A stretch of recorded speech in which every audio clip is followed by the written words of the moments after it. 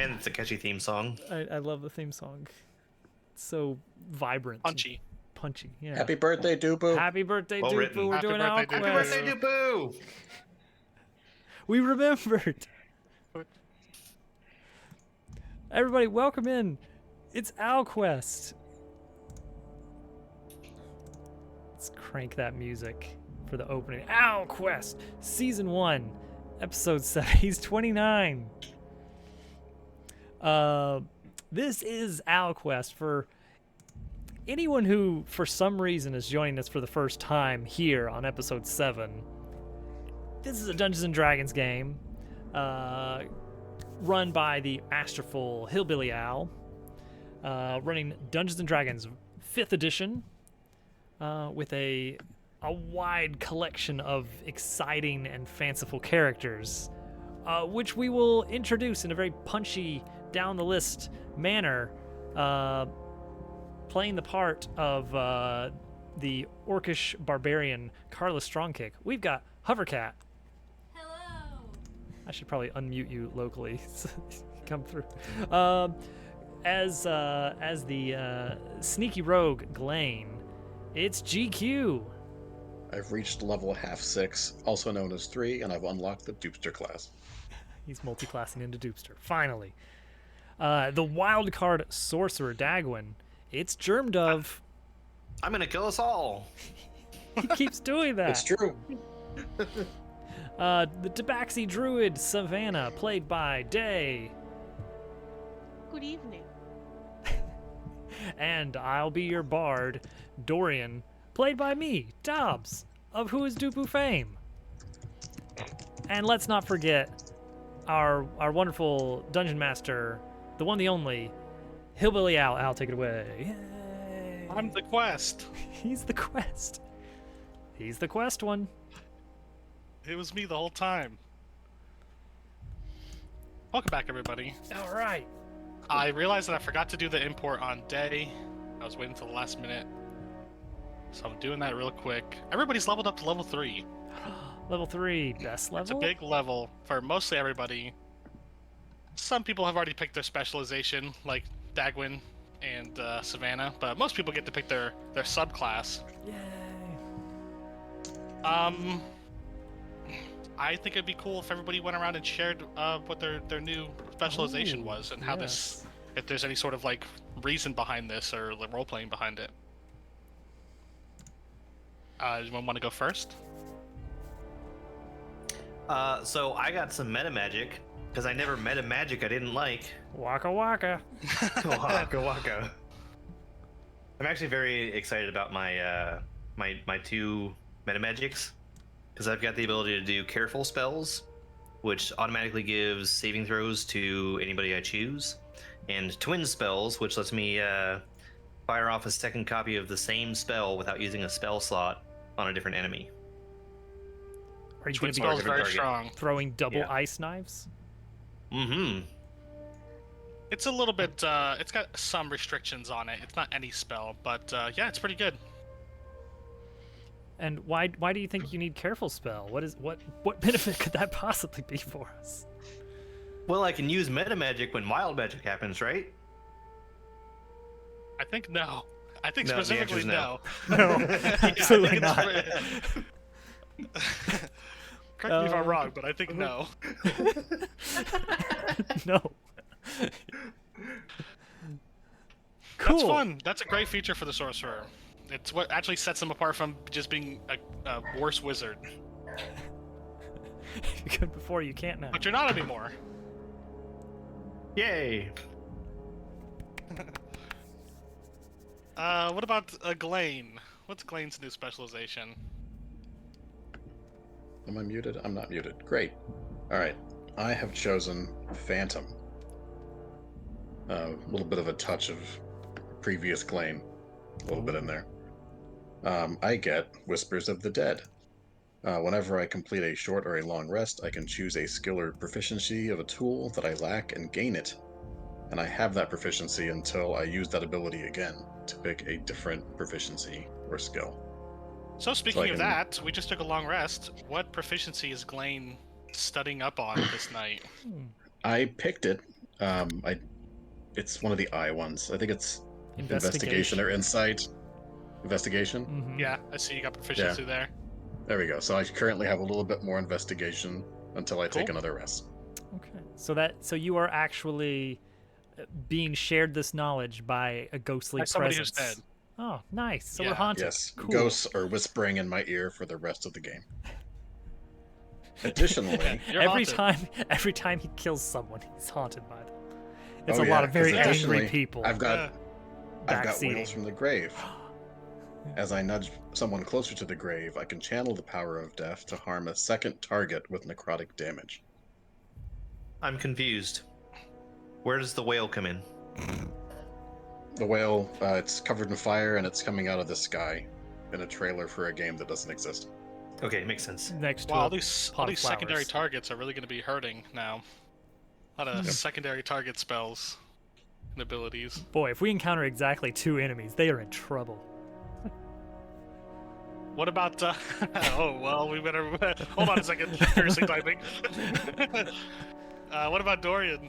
Well, Dorian is now part of the Bard College of Eloquence. As part of his long-running history of being a master of speech and persuasion, I now gain the Silver Tongue ability, which basically means that whenever I use persuasion or deception, I can never roll below a 10, ever. So I've got a bounded minimum on all rolls related to those checks. So you have a +7, And you I've can't got- roll yeah. below a 10. Yeah, 17 So is you the have a least I 17 can minimum. get. And I believe that ability, because rogues have something similar, but at a much higher level for all skills, or like all proficiencies or something. I think that just completely cancels out nat ones, so you pretty much can never get a nat one on a persuasion check. Yeah. So I've got a pretty good chance of hitting a 20 or above, like 1/3 of the time. And if I don't get it, I'm still getting a 17, which is really good. Well, some people might think this class is overpowered, but I think that the hardest part of the game is convincing your allies. So I don't know if this is going to be the game breaker. I'm familiar with that, yes. I also gain Unsettling Words. I can use one of my Bardic Inspiration die to... This is going to be a little bit niche. If a creature is going to make... If an enemy creature is going to make a saving throw before my next turn, I can reduce its roll by a d6. It's not as niche as you think it is, because it's a bonus action, so you can combo yourself within your that's- own turn. That's the key thing, is it's got to be comboed with myself, or I got to be ready to pair with someone else who's going to be Yeah. doing something with a saving throw. If you know your ally is going to do something. A lot Or of it can be used, yeah. out of combat for, sports, or not sports spells, like utility spells and stuff. Mhm. Like, there could be creative uses for that. yeah, we'll make it work, definitely. But it does cost a Bardic Inspiration die, so gotta Resources. be clever about it. How about Carla's new specialization? Oh, here, you can use yours. Oh, well then sure, I'll hand you the microphone. Okay, hello. I can now paint with all the colors of the wind. I have chosen the path of wild magic, because what our party really needs is more chaos. So I've gained magical awareness that I can choose as an action to open my awareness to the presence of concentrated magic, which honestly I don't think I'll use that much, but we'll see. Usually for my action I like to hit things, so but the fun thing is that I will have wild magic surges similar to Germdove, but hopefully a little less murdery Awful. towards our whole party. It's gonna be the first turn of combat's gonna be a wild ride, you There's guys. gonna be a lot going on. I almost didn't take this one because I was like, there's just gonna be so many things we have to do every time we enter combat. But then I was like, you know what? It'll be fun though. No, you gotta go for it. It's gonna be good. It's gonna be good. Luckily, the wild magic barbarian, wild magic surges are not like as dangerous to your Yeah, they're all allies. I think there's positive. I think there's like one that could result in your ally getting hurt Yeah. in a niche scenario. A flesh wound, you know, that'll be fine. Yeah. Yeah, more Not chaos. blowing Great. everyone up or anything. Cool. More wild magic. And maybe Savannah could talk about. She already picked hers last level, but we never really got into it. What's Savannah's specialization?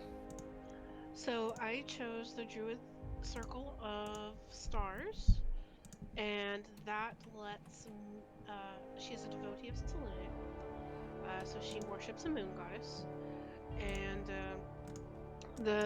she can basically make herself glow in the dark, and like she becomes basically a glowing constellation. It replaces her wild shape ability, and I can do some really cool stuff with targeting, and it's very impressive looking, as I understand it. So, It's very cool. It's a good way to spook things that are afraid of magic, or perhaps entrance things that are interested in magic, but don't necessarily understand. It gives me some pretty cool healing stuff. One of the things lets me get some really wicked intelligence and wisdom bonuses, and then the other one, the constellation of the archer, gives me some cool melee abilities, or not melee, but like ranged attack. Yeah, some like different forms for different situations. Yeah. And you do still have the option of turning into a beast with wild shape if you wanted to, but your specialization is not geared towards that. You are already a cat, Yeah, I guess that's true. and everybody wants to be a cat. Is As the the cat's song the only goes. cat. Who knows where it's at? All right, great. So, let's go back into our return to the lodge. Well, I guess we didn't really give a recap of the last session, but any volunteers to give a quick recap? Because we've already spent so long. We got through the dungeon. We explored. We did. We got to the uncovered a dungeon. terrible truth about magic and an orb. Something, the orb. end of the world, climate change. The elves did something about it by locking away the inner magical energy in some relic orb things, and the fact that it's supernatural cold is because the Cyclops stole it. So now, like, global warming, but the opposite's happening again. Like, Global colding. We need to get the orb of Caldoris back. so basically, we're now on a MacGuffin hunt to save the world. And we're pretty sure Prometheus has the orb right now. He basically has a nuke at his disposal. And we Oh were yes, thinking, much more than a MacGuffin. It's a powerful artifact. Don't make no mistake. yeah, we could maybe And it's a MacGuffin. straight up steal it. It's just an orbital laser, no big deal. Yeah, basically he has an orbital laser. We don't know if he's able to use it effectively. It sounds like from what vision we received, the hobgoblin or goblin that tried to use it failed to use it, and that caused problems for their little Kind of- group. Kind of barbecued himself and his friends on accident. Yes. But if we can get it away from Prometheus, that's good. That's less offense for him and more for us. And also, hey, there's a lake serpent that maybe we could kind of pit against him. At a We lake. may or may not have a temporary centaur summon Yeah. to the call in for help. Yep, you can call the centaur, the Druid scar- Valmora, to come to your aid when it's time. Mhm. Scary druid mommy is on deck. You guys want to pursue some leads at the Goblin camp, I think. There's a lot of, some irons in the proverbial fire. Really are. But this morning, the group is poised to set out for the lumber mill, finally, after all the preparations. With Dane Deepvein, Jacob Bell, and Sharon, the 3 remaining lumber mill employees. As the party wakes up the next morning and starts to come downstairs. You see a new face here in the hallway. You see a Eric Kokra. He's got a postman's bag. He's got a bunch of letters. You see that everybody has kind of gathered around. Mail! Mail! And he's passing out mail. If anybody's played Wind Waker, this guy really was based off of the mailman from that game. It's a bird from Al. A bird. It's a bird for Al, yeah. You see that he's passing out mail here to a bunch of the guests. You see he gives some letters to Priya Das, Dane Deepvein, Jacob Mel, Duboof the cook, Lord Colnelly, Barry gets a letter, the marshal receives a letter, and Brody Barkbuckle. Who's mailing? And each of you get a letter. Oh, like That's right. individually we each do. Individually, you guys all receive separate letters. In fact, I have them all for you right now. I'm gonna. I think. Let's see. Where's this gonna look okay? In the chat, or should I put it in the Discord? Probably Discord. I'm gonna put Dorian's in the chat and see if it looks okay. Okay. Oh, that's not bad. I'm having my mail forwarded to the inn so I can apply for jobs. Ah, there we go. Got it. I'll put them in the Discord later, so you guys can read them Okay, after yeah, the so we'll session. have them But this is available. nice because it lets people in the chat see them as well. Yes. Dorian, you received a letter from a bard contact of his, Lynn. I think I had an extra N, or auto-corrected an extra N there. It's okay. It is neatly folded, unassuming, with a blue wax seal, stamped with the symbol of a lyre. It reads, "Red, I hope this letter finds you well. I'm in Falkirk, visiting our dear sweet grandfather. Things have been a little too quiet here. Myself and a few of our other cousins think there's something big happening soon. Green says Grandpa's friends are looking at acquiring some property up north. Perhaps they're planning on throwing a party. Word is you're on the invite list. Don't be late when the time comes. Weather's getting cold, Red. Stay warm. Blue." Just tuck that away for later. What's Dorian thinking about? What is this letter? What does he think this letter is about? Or from, do you have anything to share about Dorian's thoughts on this? You know what? Let's come back to Yeah, I'll show the rest of the letters. There you go. Dagwin, you receive a crumpled up. Whoops, Dorian didn't say that. That was supposed to be me. But it's fine. Whoa. A crumpled up note written on a dirty scrap of paper. It says, "Heard you back, Dag. See me at Gablardo. Have something your dad left. Time you had it. Be strong, Uncle Jav." You recognize the handwriting? It's your Uncle Javrik Lingar. Javrik Lingar. Perfect. Looks like he has something for you. Belonging to your late father. I wonder what it could be. Glane, you receive a letter that's actually not addressed to you. It's addressed to, it's in a nice envelope, has a smell of perfume. It is addressed to a Glenn Kenrick. It says, "Dear Glenn, it's been so long since I've last heard from you. I know your search for our son is taking you to places I couldn't even imagine. The day Glenn was taken, I lost both of you. Emmerich said he talked to you last year and you were headed north. I don't know if the postman will even be able to find you. I've asked him to hold on to this onto the letter and keep an eye out. I've fallen ill. Even the healers in the capital say it's beyond their abilities.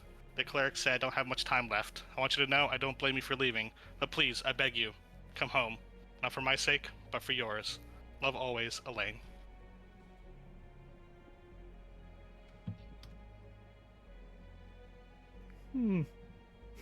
Woof. I am confused. It's weird to be a letter for your father. I don't know. Do you know about your father? I don't know. I don't remember. It's foggy. Well, there you go. Ruminate on that. There's some rumination to be done. Carla receives a letter. Oh. It's from the arena master in Mirabor, Bashim. It's rolled up in a nice scroll case, and it actually comes with a package. Ooh. It reads, "Miss Strongkick, if this letter finds you alive, then I know our contract still stands. While you're enjoying your newfound freedom running around playing hero for the Lords of the Council, don't forget who you really work for. That freedom doesn't come free. You come from the mud of the pits. If you don't hunt those monsters down, I'll have you back in the arena for the rest of your life, making up the costs. Now, I've enclosed a little something to help you keep your head on straight. Not a gift, Carla. An investment. I expect a return on this very soon. B. And the package contains an item called the Barge Helm, which you can add to your character sheet on D&D Beyond. That helmet makes it so that if you move 20 feet and perform a shove attack, which normally just pushes somebody either to the ground or back 5 feet, it will do 1d6 damage. Like you're charging at them. I've enclosed a jewel that helps protect you. Yeah, It's but a a bit cloud. of mixed messages from yours. Like a very, like, you know, tightening of the leash, but also giving you something. Would it help with water travel? I don't think it'll particularly help with water travel, no. So it doesn't summon barges. It does not summon any barges. Hold on, let me check my notes. Sure. You can't keep getting away with it. Alright, the final letter for Savannah. Savannah receives a letter from a druid colleague written on a sheet of vellum paper made from some type of stretched animal skin. It's wrapped in fishing twine. As you untie the paper, 2 small nautilus shells fall out. My friend, the waters around here have brought dark tidings. Even at the lighthouse, I can sense a great shift in primordial energy. A chill has been creeping in from the north, much too quickly and much too early for winter. I fear grim times are ahead once again. I recalled you were in that region doing some survey work. If I were you, I would flee. Find someplace warm down south and let the mainlanders figure it out. Some druids spend centuries in solitude, hiding from the rest of the world. But that's never been your thing, has it? I'll run some tests on the ley lines and let you know if anything changes. Good luck out there. Lucian Skyhorn. And the 2 shells are sending stones, which you can also add to your character sheet in D&D Beyond. Sending stones are an item that are linked together, and once per day, they can do the sending spell at the other person who's holding the stone. It's sending a message of 25 words or less, and they can respond.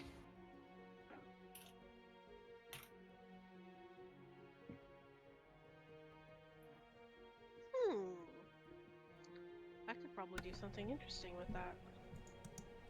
Yeah, give the other one to whoever you please, you know? Whoever you think is the right person. Or both of them, I don't know. And you see Piorio, finishes passing out the mail to everybody here. What does everybody do now that they've received their letters? Ooh. We've just got like 5 anvils dropped of a plot here. I can go. Yeah. Here's the microphone. I crumple the paper up, throw it on the ground, and shove the helm on my head. Amazing. Eats the paper angrily.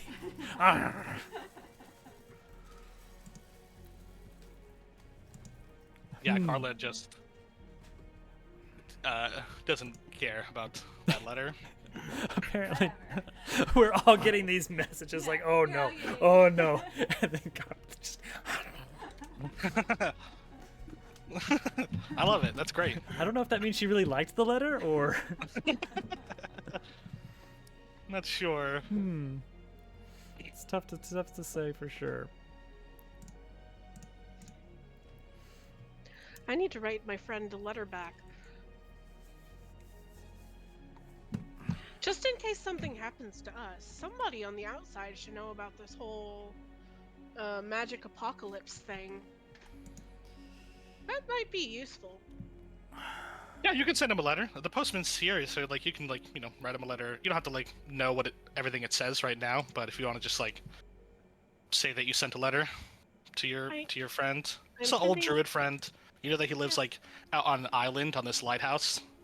Yeah, I'm just going to send him a brief summary of what we learned from the elf Star Wars message, and let him know that we're working on trying to fix it, and to just put a bug in his ear and see if he can figure out anything about the other 3 things that may see if he knows anybody. Put the word out on the druid bulletin board about this whole elf civilization for magic circle sphere orb things. Just Yeah. give him some research homework. You sent him some homework to do. Sure. Yeah. Great.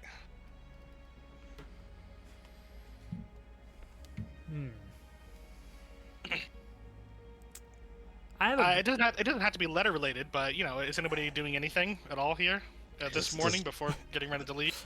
Does Glane have any way of seeing where this letter came from? Because there's names on here and directions, but no places, or is there a return address on this thing, or is this just written for Make an someone who knows where to investigation go? Okay. Which I have a +1 on now. Look at that. you're proficient. Ayo. You're proficient. So I'm gonna roll a 2. You might. Investigation. Where are you? Oh, you're right here. Why is it doing that? What Why is is it this doing? always broken? Hang on. Oh, I guess me you get got rid a of all total of this. +3 now that you've got temporary proficiency. Alright, I'm gonna click on No, investigation. that is with the proficiency Oh. +1. Oh no. When I'm clicking on investigation, it's pulling up the intelligence. Investigation is an Boss. intelligence skill. Oh, Yes. Oh. So just click normal. that's fine. Alright, here we go. Yay! The ghost whispers to you. Make a history You're check, screwed. Everything is coming up Millhouse. Alright. which you're worse at. But go ahead and make a history check as well. On the letter, nothing. But you can't glean any information. You know that like the capital is Falkirk. She mentions like she went to see some healers at the capital, so she must have been at Falkirk at least about a year ago. You know, when because just based on things that were in the letter, that's not really digging deeply into it. But yeah, it looks like it was sent about a year ago from Falkirk. And Emmerich is like an old war buddy of your dad's. Okay. So, That's the same place that Dorian needs to go, right? Well, I mean, it needs was to mentioned go. in my letter, but I wouldn't Mentioned say in I the need letter. to go there.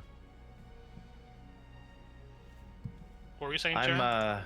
I'm wondering what kind of spirits Barry is in after getting his letter. What kind of spirits are in Make an- him make is an- what you make mean. You can make an inside check if you'd like to see what Barry's doing while he reads this letter.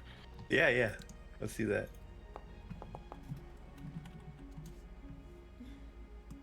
You look over and Barry looks heartbroken.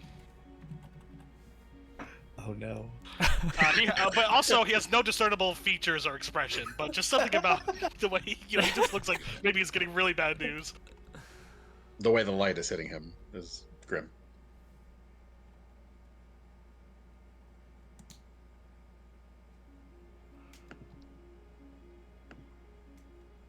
Great, cool. All right, so I've got, my background. I don't know if that enables me. I don't know if I can, or You if I got it. can't. You know what I mean? Uh-huh. So you want to know like how much can you read between the lines here? Yeah, basically, am I capable of, discerning something a bit beyond the surface level here with my I think background? so. Go ahead and give me insight or investigation, whichever you prefer. All right. Do it with advantage from Alright. your criminal background, because this is directly from your organization. Okay. You know who Lynn. The letter doesn't mention Lynn, but you know that this is from Lynn. They are obviously using a code name. They're blue. Green is another person in your network. And some of the coded language you're familiar with. Cousins, just meaning like you refer to each other as cousins. Like that's people who are in your criminal network. But you think that the grandfather is the Lord of Falkirk, like the leader of the city. And it sounds like people are wanting to buy up property where you guys are at. And it looks like Yes, and the somebody party. is looking at you specifically, watching you to see how you resolve the situation. Does And that's what they meant by you're on the invite list. Yeah. Like you're involved in it. Which could be a big opportunity, but it's Could also be. a little bit scary. Could be. Okay. That's about what I figured then. All right. Dorian will give this some consideration before pinning a reply of any sort. Sure. Dagwin, can you stop doing backflips in your seat? How are you I was doing? Jumping doing with that joy question over in your his seat? letter. He's like a kid on Christmas. He wants to know what he's got from his uncle. Uncle Jab is Uncle Dab's the coolest. Yeah. Does your uncle live around here somewhere? Sounds like he's at Goblardo. he he's at Cablardo. He used to live around here, but it's been a long time since I've seen him. What the hell is Goblardo? You know, Cablardo. Yeah. Dagwood, Totally. you can make a history check with advantage to see what you know about Goblardo. 10.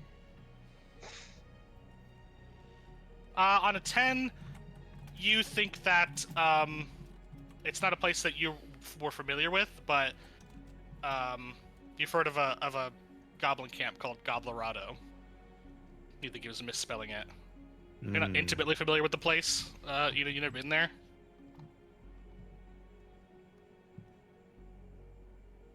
I'll have to look it up at some point when we have time.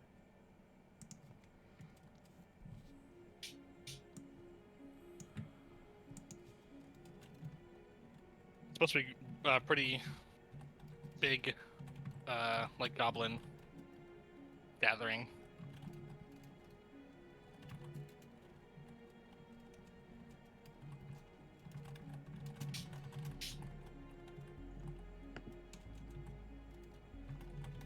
What's everybody doing? Dorian's what do we wanna pinning his do? You know what- reply. Oh, okay. Savannah's eating breakfast. Is there any like preparations anyone's making before you guys head out for the lumber mill?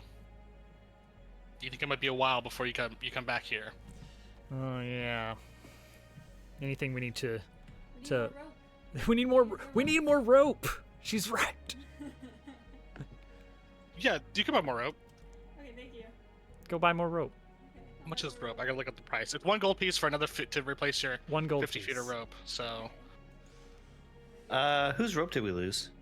How many I don't ropes? remember did we exactly lose? whose it It's a lot was. of rope we I lost. think we used 3 ropes. I think we used. but I think you didn't lose all of them. We saved at least one. That's true. We lost the first 2, which I believe would have been. That was mine one of and mine. Dagwin's. Yeah. Glaine's he got Yeah. back because he just attached it to an arrow and he got it back. Okay, I'll happily replace mine. Mine too. Okay, great. You guys buy some rope. You gotta have a good rope. It's so important. Is the only store here the store of ridiculous items, or was there I something mean, else? Crime also sells all standard adventuring gear and basic weapons and armor as well. Like all the stuff that was on the shopping list that's pinned in the Okay. Discord. But Crime just also sells those really good magic items as well, offering a great deal on them with really, really good prices. Oh, I misspoke and mispronounced really good. Sorry. Yeah, they're all good. Oh, I think one of these is not. Oh no, hold on, that one is good. No, they're all good. Okay, good. If you're creative enough, they're actually all insanely strong. Are we able to see the world map from where we are, or only when the game goes there? We could go to that scene for if you want to take a look at it. I don't know. Like, I'm trying to think. because I have it posted in the Discord as well in the core. okay, can let look me at go it there. I'm trying to see where we are in relation to Falkirk as far as like did the letter make its way north or you know. You're northeast. Yeah, north. You're in the region that's north of Falkirk. Far, Or- extremely far Hmm. away. North-ish, but yeah, we're not able to pop right over. No, in fact, the only reason that the mailman is able to get here is because he can fly. The pass is completely snowed in. Oh no. Yeah. I need to get that mailman. I mean, you know, he's waiting around. Some people are, you know, penning some letters and responses. He's at the bar having a cup of coffee. The mailman is? Yeah, Okay. Classic. I've got mine. well, it's a courtesy. You know, he's letting people finish their letters before he leaves. Yeah. This guy's a professional. And getting warm. Yeah, he's been flying all morning. I'd like to go talk to him.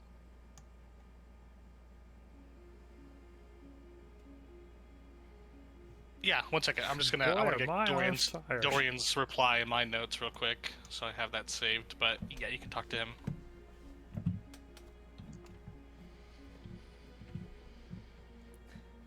What do you want to talk to the mailman about? Holy small Um, fry. I want to let him know that this letter is not for me, but I am related to the Okay. person it's for. And if he's going to be going back to where this letter came from anytime soon.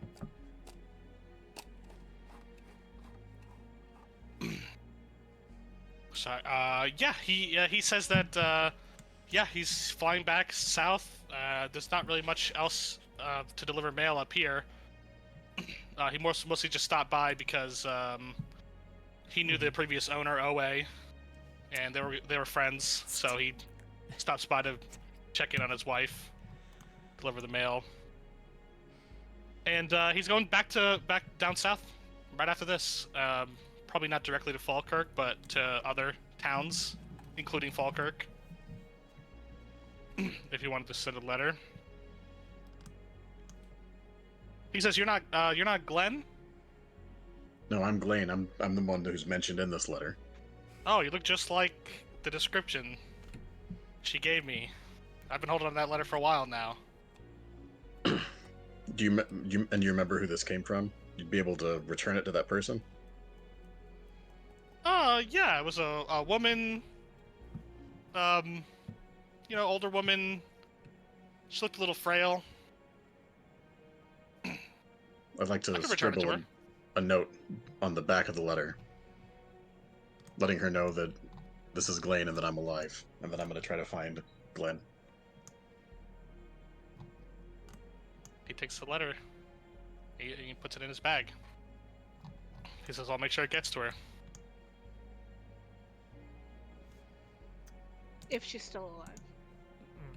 Yeah. Well, he doesn't say that. But Savannah did. Savannah's standing right behind you. She's right there. She's hearing this whole thing. Well, with her, I'm just with her cat ears. I just happened to be right there next to you. Like, what do you want? Can someone tie Dagwin to his chair? Please. Oh my gosh. I thank him and I tell him that I'll try to get down there myself once the conditions clear up.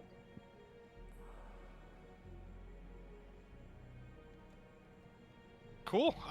He takes letters from all your letters. He takes a letter from Dane Deepvein. He takes a letter from Priya. He takes a letter from Lord Colnelly. What about Barry? Barry doesn't know how to read. Oh no! I wanted to go over and talk to Barry, and I want to lead by saying it looks like we've all gotten some pretty good news. Did you get some good news yourself, Barry?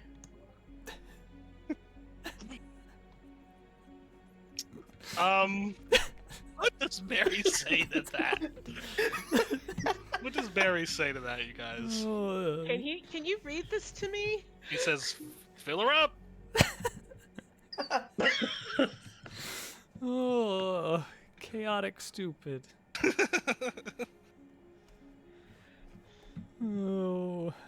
offers you a beer. It's still early. I'm okay, Barry. It's He breakfast. dumps the beer back into the barrel. Wanders off. Oh gosh.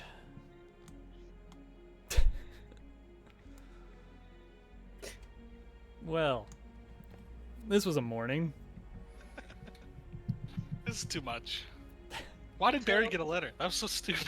I love it. I love it. Oh, Savannah, once she's sufficiently stuffed just put it back in his. all Barrel. of the warmth, all of the warm food she can find into her gullet, slips over to Dane, and is like, okay. So, we have a we found the druid. She's agreed to help.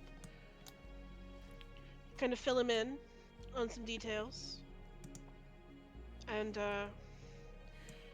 then ask if there's anything new we need to know, because I noticed he got mail too, and then get ready to just kind of sit there and wait for whatever happens next. Kind of join them at their table. Wait, I'm reading this shopping list, Oh, here you go. Uh-huh. and I noticed this ring of fire protection that says Yeah. it allows its wearer to detect whether fire is present Uh-huh. with a range of touch. Mhm. When Uh-huh. it, you know that without a ring. hmm Okay, just checking. Okay. Yeah, it does have a range of touch, so it does let you know if there's fire, but you do have to touch the fire to be able to know if it's fire. And But it could be like also invisible fire, like, you know, you don't know. a drum that helps you concentrate as long as you're playing the drum. Yeah. Is this the first time you've seen this list of items?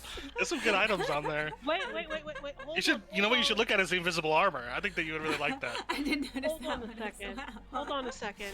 It is hard to Turtle- notice. Turtle bought the ring of fire touch. Does that Did he? mean that Did he? Hovercat inherited it? Did I inherit it? Is that the one Turtle bought? I think Turtle bought a different one. Didn't he buy the one that tells you when you've been missed by an attack? I think I took it off the list. You may have. There was a ring of hit detection. It lets you know when an attack has missed you. It glows when your attack misses you. And Turtle bought that one, but I don't think he bought the fire protection one. Okay, maybe I'm just misremembering, because I just remember Turtle bought a ring. But does Hovercat have that now? No, I think Turtle has it. I think Turtle has that one. Okay. If he ever returns. He's out there somewhere. Yeah, he still exists. Okay. Maybe. No, I started reading this list completely in earnest. It's like, I wonder what I want. They also sell basic items, like if anybody well, I was gonna say if anybody wants to upgrade their armor. I think most of you guys probably don't want to upgrade your armor, except maybe Carla to like scale mail or something. Don't I get Maybe like, Glenn to some studded leather, bonus but I don't for know if you can not afford wearing it. armor? I think I do. I don't know. I feel like I remember that. Yeah. Does my helmet count yeah. as armor? No. Okay, just checking. I think, yeah, it depends on your stats. Sometimes wearing armor can be better, but I think it's like your dex plus your con. I think yours might be higher without armor. Like I think you're built for unarmored. Well, I'm good then. I guess I will hold off on buying the fire detection ring. I think you can get to tempted, 15 but- with a certain type of armor, but it's going to give you disadvantage on stealth checks because it's like heavier armor. So you could get Yeah. one higher, but That's I don't know alright. if you can afford it right now. I'm good. Maybe you'll find some armor at some point.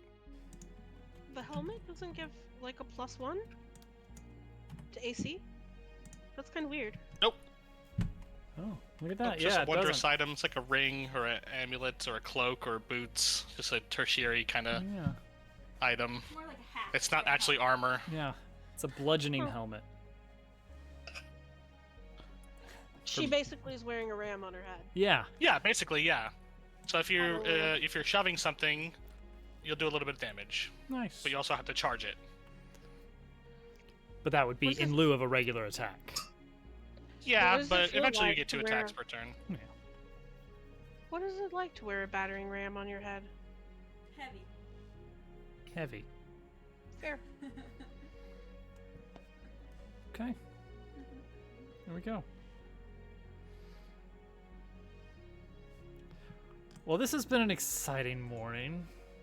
Dane, sorry, we got sidetracked talking about some shop stuff, but Dane says, hey, as soon as you guys are ready, we can move out. He says it'll be, you five, me, Jacob, and Sharon. And it's gonna be, maybe like a day and a half, to make it to the forest, and then, we spend the rest of the day getting to the lumber mill. Maybe faster, maybe slower, depending on if we hit any hiccups. He says I have orders to secure the lumber site. We're supposed to recover all the bodies. There's certain paperwork that I need to recover for my tent, and the company's interested in making sure that the equipment isn't destroyed.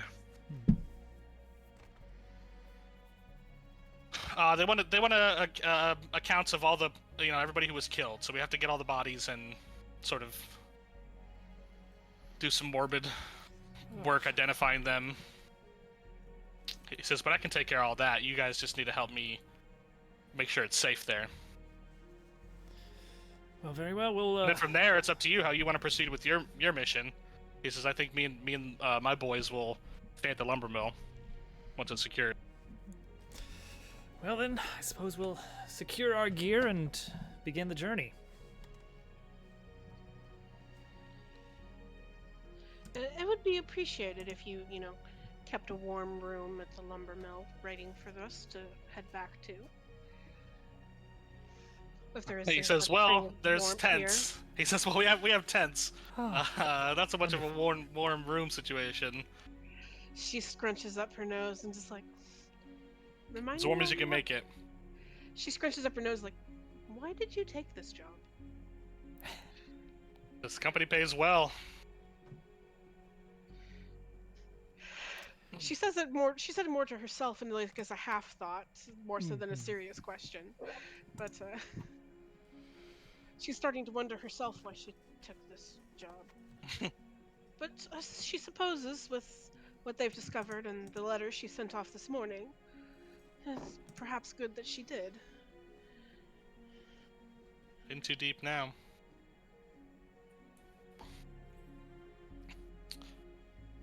Yeah, you see Jacob speaks up. He says, it's not all that bad. He says the company, if you get injured or killed on the job, they make sure your family's taken care of.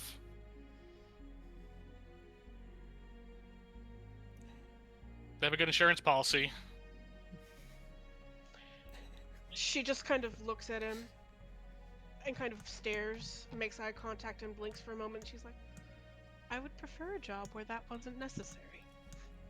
Personally. It concerns me that you think that's a perk. He says, well, have you looked around at the world we live in? He says it's pretty much a risk. Society, with most jobs. Medieval ice road truckers. Did you say that the climate change was going to kill everybody? Yay!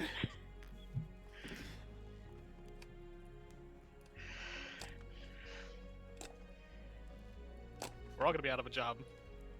That happens. Well, that's according to some elven relic. Who knows, really? But I sent a note back to some of my druidic colleagues, and perhaps by the time I thaw my paws out once more, I'll have some more information on such things.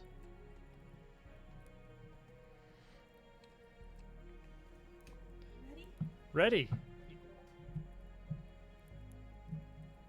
Are we ready? Everyone who's ready, Any last-minute get purchases? to the porch. Dugan Delele has potions and scrolls for sale. That literally none of us can afford. Get the backflip Well, potion. you guys Give it have to the money, Cyclops. okay? you guys have the money that you could pull together, or Glenn could cash in his 50 gold that he's holding on to. Get out here, Carla. It's so hard. Okay, it's fine. We don't need to buy anything. Yeah.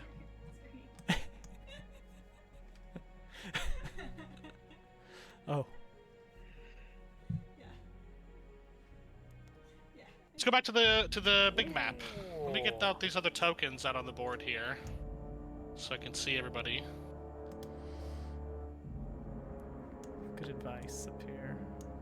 Jacob. I feel like every time I look at this map, there's just gonna be more annotations that have been snuck on. Nope, I haven't added anything. There's nothing. Nothing at all. The same as it always was. Same as it always was. Same as it ever was. Just like I made it, I think. I think everything on here is how I made it. Oh, okay. Perfect. Especially the mountain. Yeah, that's the That's the mountain. nautical. You have to go through the mountains to get to the Northlands. It's Yeah. always been that way. You guys head out. Dane lets you guys know that you're heading, following the road west until you hit the big forest over here. So it's quite a bit of travel. And you guys are traveling across vast open plains There she goes. of white snow. Oh, you're there. Just kidding. You're not there yet. Get returned, nerd. I'm going to see my mom. Oh, He's leaving. all right. Well, What is the marching order like here? How where's everybody at in the terms of like who's in front, who's taking up the rear? What's it look like? Well, what are the weather conditions? Are we in like whiteout conditions, gray out, or is it kind of a clear morning? It's the morning. The sun is out, so it's not that bad right now. Visibility's pretty good. There's a light snow, which seems to be happening pretty much all the time these days. There's fresh snow on the ground, so everything's looking very bright and reflective. But The way Glenn yeah, it's not like operates- a blizzard or anything right now. If there's a way to be stealthy, Glean takes up the front. If there's not, he takes up the rear. I think like being stealthy. You guys are traveling in a pretty big group, so I don't know if stealthy is an option with the terrain. Unless you have some other ideas on how you're making that stealthy. I think that 8 people on white snow might be impossible to be stealthy with the conditions of this area here that you're crossing. Then I'll You be get to taking the up forest, the rear, so I can try to slip back if we get jumped and then sneak around. Okay, Glenn's in the back. I'm as close to the back as I can be. I will be kind of behind Dane with his other people, following along since they know where we're going. Just And gonna make some space here. There you go. if some scouting needs done, I will assist. Let's see here. Are we more likely to be attacked head on or flanked with an ambush? It's wide Ah. out in the open. It's gonna be kind of. It's I guess gonna you could make some sort of check or something if you want to try to gauge, like a survival check to try to gauge like the dangerousness of the terrain. Might not be a bad idea. Let's take a look. Survival check, you say? Oh no! Oh, The you know snow what? I is on actually forgot. fire. Before we leave, I did forget one thing Ooh. that I actually wanted to do with the letters. I had one thing at the end that I almost forgot. Okay. Brilby received a letter. He approaches you guys before you leave, and he got a package for head artificer Tinker Tilly, and he's says, well, I think it's probably best if you guys take it, because in the package is this little gizmo. It's like a little gadget, little doodad. It has like a little monitor on it and like a little rotating antenna. And he says that will pick up powerful heat sources within 1,000 feet. And it will point you in the direction of the heat source. So if there's some sort of powerful heat source, this can point you in that direction. And he knows about your mission. He says this sounds like it could help you locate this artifact you're after. So if you think you're getting close, pop it on. And maybe you can track it down. All right. Do you think the Cyclops is a significant heat source? Well, perhaps the orb of Caldorus. Well, obviously, but like, how sensitive is the device? I mean, 1,000 feet sounds pretty decent. You turn it on, and you don't see any significant heat sources near you. Not even. It picks up on the fireplace. It picks up the fireplace like a little bit, but like not. It does like people don't seem to be registering as a strong heat source. Okay. All right. Maybe a Cyclops runs hotter. I'll Just out of curiosity, you know. yeah, I'll grab that. And what is that called? It's not an item that I made. Okay. It's just a custom item, I guess. We'll call it the hot box. Yeah, you can call it whatever you want. All right. Yay. Yeah, it's not really like. Yeah, it's more of a plot device. It's the heat. It's more of a. the It's a plot heat-seeking- device, if you will. It's the heat-seeking doodad.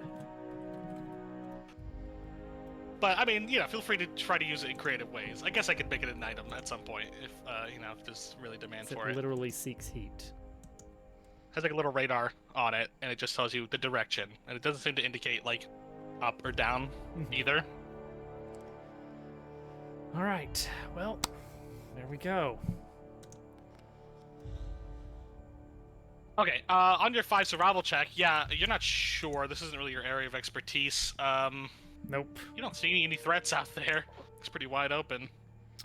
Well, If anything's coming, we're gonna see it coming from a long way off. yeah. While we're traveling, what I would like to do is another round of that social thing where you pick a person and then you're gonna roll a d20 and it's gonna see if how your relationship with them develops.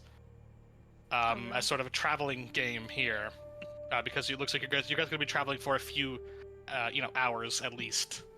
You have quite a bit of marching ahead of you.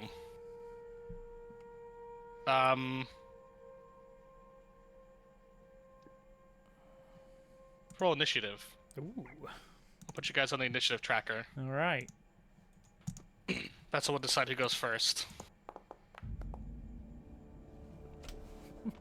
Where are my notes from this? What were the rolls? I'm going to win at conversation. Oh gosh, I am. This is just to see who goes first. This doesn't determine how good your conversation goes Oh, yet. I have the best conversation. The one time I roll higher on initiative. You got to get your good roll in for initiative. Sets the stage. For all the rest of the rolls that are to come.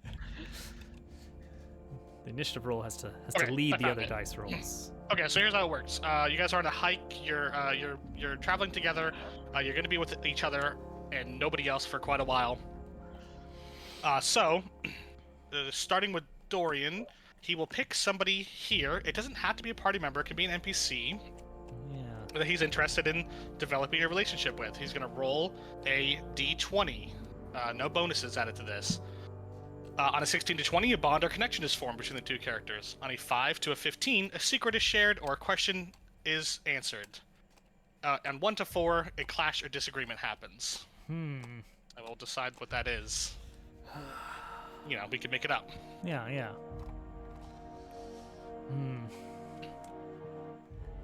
Gosh, everything is like, oh, there's something that could be learned or gleaned from these people. Or gleaned. Or gleaned. Something could be gleaned. Yeah, it's like the party members are obviously a good choice because I'm going to be adventuring with them for a while. But the the NPCs are a bit of a, you know, unexplored Oops. territory. I did not mean to link that. It's not a big deal. Interesting. It's not a big deal. Sorry. What was that, Sharon? Did you say something? Did you say something, Sharon? It's Yeah. not a huge spoiler or anything. She's just as a drow stat block because she's a drow. Oh yeah. You know, as the drows are. Let's see here. Oh gosh, I'm gonna let the dice decide for me. Yeah, that's a great way to do it. Dorian's feeling lucky. Is that a D7? it is. Classic D7. All right, from the left, that's Sharon. Wow. Okay, roll a D20. All right, here we go. How do you like It's that? the only. Did I it's the tell you only I would other win a elf. conversation? You It's were the the only- best conversationist. Weird. Huh. It's the only other elf, so like you have something to bond over, right? I will. You don't Is know a that how lot it about works? elves. Is that how it works? So a bond or connection is formed between the two characters. What is it like that you want to know about Sharon? Like, what is Dorian going into that has him interested? Yeah, that's the thing is that Dorian Or doesn't you know don't much know. about any of Dane's crew here. This is open Sharon- waters. I think you actually find that you have a lot in common with Sharon. You guys get to talking, and you're just chatting, and she's telling you about, just kind of like stuff related to the job, and she's saying, oh yeah, when I was growing up, it was pretty tough. You know, lost my parents, was sort of an urchin. I got caught stealing from this workshop. I was fascinated with tools and gadgets, and the workshop was owned by Liam Yang, and instead of turning me into the guards, he gave me an apprenticeship. And a few years later, I got hired on for this job. So I really turned things around working for the Enterprise Lumber Company. Kind of like And I think you recognize a fellow sort of like somebody who's come from like sort of a shadier background. yeah. Is sort of a kindred spirit there. I'll make who's- sure to like look over my shoulder to make sure there's enough room between me and the rest of the party before actually, going into too much of a revealing too much of my history. Mhm. But yeah, there would definitely be a connection there. Not so different, you and I. And I think you also know that, like, as a half-elf, there's kind of this often very unique thing that happens where it's like, to humans, you're an elf, and to elves, you're a human. You know, that old thing. Yeah. And Drow have it even worse than that, like, in terms of, like, reputation. Where, Drow are just another type of people, and it seems like she's had some tough times, but came through it. And yeah, I don't know if that resonates with Dorian at all, like in his past. I don't know what his childhood was like or anything, but yeah, maybe a little bond is formed there. Yeah, just a little bit of a shared experience that Great. that Sharon and I have shared. You notice that she's got some innate spellcasting. I've heard. I couldn't help but overhearing you say. I have innate spellcasting. spellcasting. Innate spellcasting.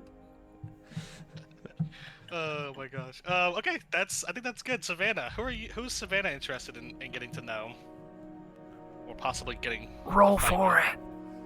It's interesting. Yeah, you can roll for it. What is it, like 1, 2, 3, 4, 5, 6, 7, like from left to right? I think it's /roll 1d7.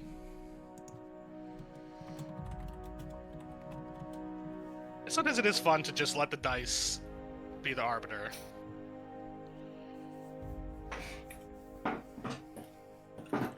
The Oracle. Oh. Or like if you just click like /R, it will work as well. Is that Sharon also? That's funny. Imagine everybody rolls Sharon. It's like, hi No, Sharon. nope, I heard you nope, have innate spellcasting. I'm gonna count differently.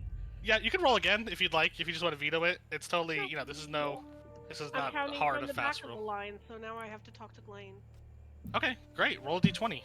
Sharon, Her name's Sharon, but it's spelled different. Okay, so it's a fantasy version. Oh. 7 isn't that bad, because the threshold is 4 for the bad result. So if on a 5 to 15, it's a secret is shared or discovered or a question is answered. So I think that's like from the perspective of like a question that Savannah has or for Glane, or a secret that Glane shares, or something like that. So she's gonna slide over and be like, so these artistic renderings of your missing cat. Did you make these yourself, or did you have them commissioned by an artist? I made them myself, and I pull some of them out and show that they have minor differences, but there we go. But they all portray the same cat. Yes, how did it come to be that your cat went missing? It's a long story, but to boil it down to a simple statement, he was stolen from me by a bird. And I'm trying to get him back. She just kind of blinks at him a couple of times and just decides to nod and keep walking. I hand her another one, so that she has Have a you seen good this cat? Have you seen him? image I have of what not. he looks like. She makes an effort to just make a show of valiantly studying it before handing it back. Oh no, keep it. I've got a bunch. I like to imagine like everyone goes to bed and Glane just like knocks out a dozen of these before he goes to bed. He's got like a pack of crayons. That sounds on point. Okay, we can move on to Carla unless you guys have more. We've uncovered some great secrets here. Great secrets about the missing cat. Now this bird, is this a metaphorical bird, or? It's actually Is a it the whole postman? man. Oh, okay. See, that makes more sense.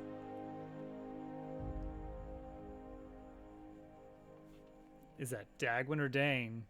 Yeah, who is that? Or Glane? Or are you starting from the middle? You know, he's that guy in the front. You know, him. I have not been Andy Bane. Oh yeah, here, you need to.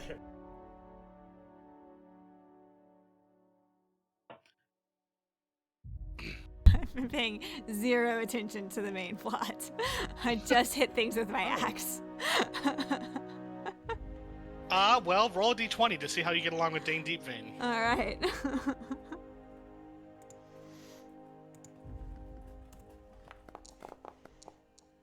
No, I still Oh, it was have almost at one. 18. It was almost at 18, and then it rolled over. So a clash or a disagreement happens. What are you approaching Dane Deepvein about when you go to talk to him? I'm gonna hit on him. I feel like that would The half-orc create is a gonna clash. The half-orc is gonna flirt with the dwarf. Okay. Yep. Okay. Nah, you sidle up to Dane. You come Dane here says, often. "What the hell are you doing? Aren't you supposed to be in the middle of the march?" He says, "I'm taking the lead. Who's watching them in the back?" Right. You just shut down before you even get a chance. She really barged into that be conversation. professional. Be professional.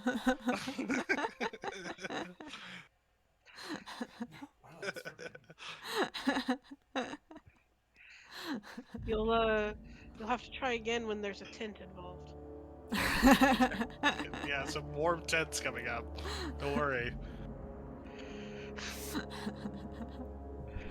He said maybe you should take the lead, and I'll stand in the back. He changes your position to. I being in definitely the know front. where I'm going, so this will be no problem because I have been paying attention.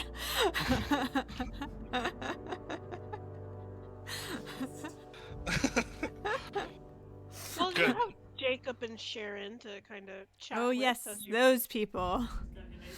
To these two people who just saw you try to hit on their boss and get shut down hard. It's walking behind you. They probably don't like him either. Maybe.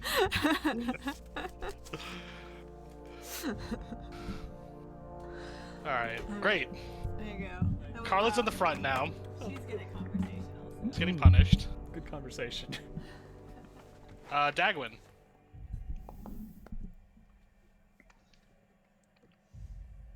I think that's Dorian. Right in the middle? Mm-hmm. Yeah, I'd say that's gotta be Dorian. Okay, roll a d20.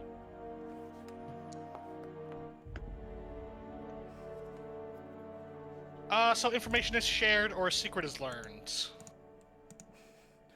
Who is Dorko? Let's see. Or question answered. Does Dagwin have a question about Dorian? What question would I have for Dorian? Has any bard ever been far as to want to look more like? No. No, they haven't.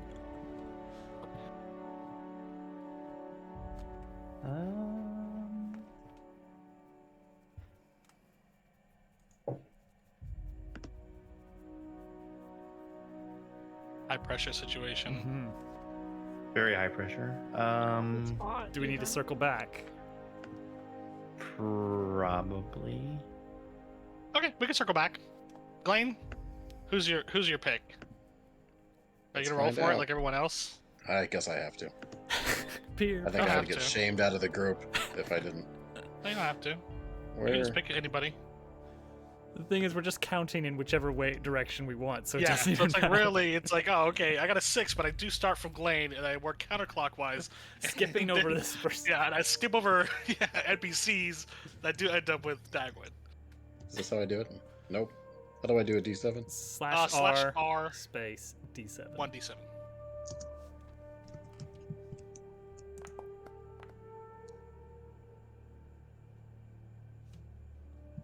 There we go. That would be Jacob.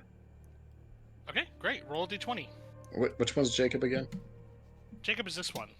The one that says Oh yeah, Jacob. but like, is he just he just works here? I don't, you don't know him. I guess you have to roll a d20 to see what you I find guess out. that's why I'm here. Turns All out right, Dane doesn't even know him. He's just It's like, like, I thought it who was is with this you. guy? Who is this guy? I just like to follow the crowd. Got my D20. There we go. D12, D20. Roll.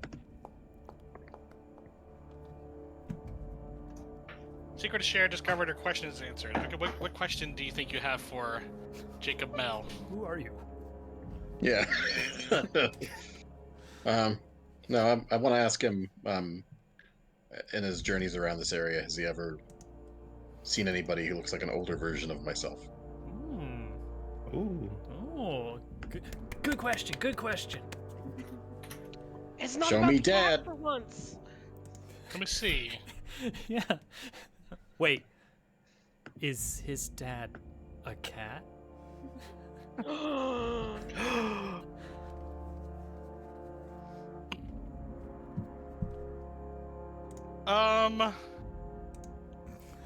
Would Jacob have? I'm trying to think. Like, could that be possible that he would have seen him? Maybe his dad was working at the mill and got eaten by goblins. Oh no. Well, that plot That would resolved be a itself little bit quickly. anticlimactic. Be a little bit anticlimactic. Anu. Anu's here. It's anyway. He says, now that you mention it, when we first got here, about a month ago, there was a guy who looked a little familiar to you. He says, one of the guards over at Duty's Watch, we got an escort up here. They had been paid by the company, but we parted ways, about where we are now. They went up to Duty's Watch. He said, I heard Duty's Watch got completely destroyed. Yeah, I don't know what happened to it after that. It's like a roving band of barbarians or something attacked Duty's Watch a little while back. Well, thanks for the information. If you ever see him again, let him know that Lane is in the area looking for him. And also, if you ever see this, and I pull out one of my drawings, Yeah, he also studies let it. me know.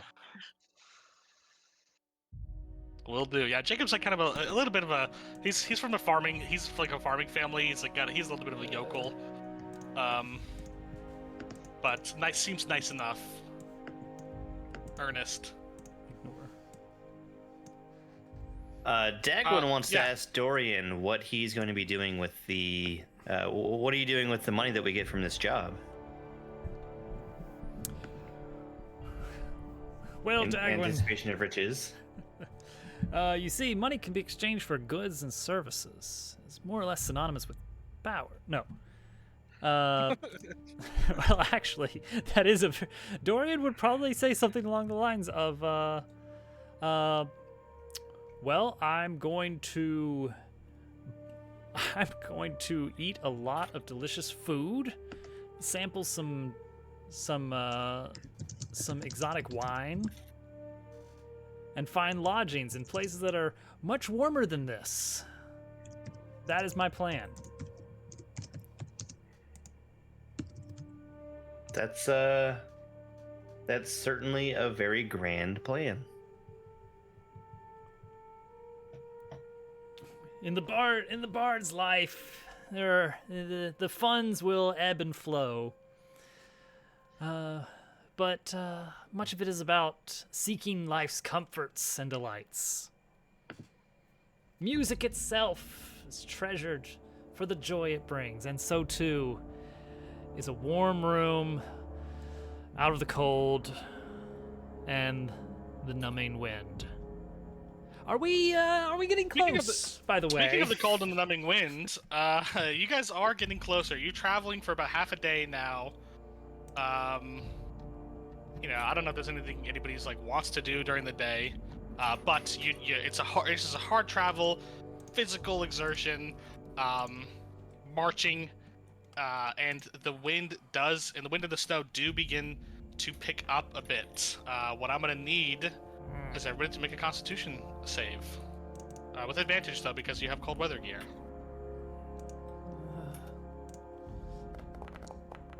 Oh, good.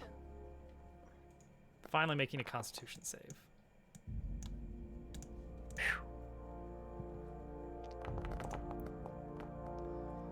Okay, Oh, look at okay, that. yeah, People yeah. don't hate All me as right, much all right. today. Hey! Oh, dice. There's so many dice. Can't even click on my NPC sheets. Too many dice. Oh yeah, I guess the NPCs are. They're making also rolls. rolling. Yep. But they actually rolled pretty well as well. Everybody rolled all right. really well this time around. Jacob did the worst with a 12. Dane's got a 19. Sharon's got a 19.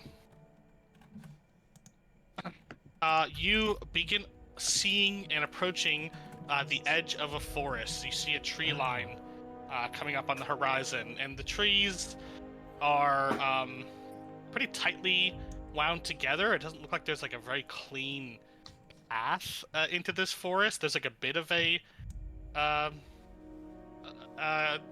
path that it looks like maybe they came in on the first time, but it's not like they were coming in and out of here a lot. It looks like they haven't had time to really establish a path in, so it is pretty woods. You're gonna have to go through the woods. Great. Just okay, let's move you guys. Let's move you guys over there.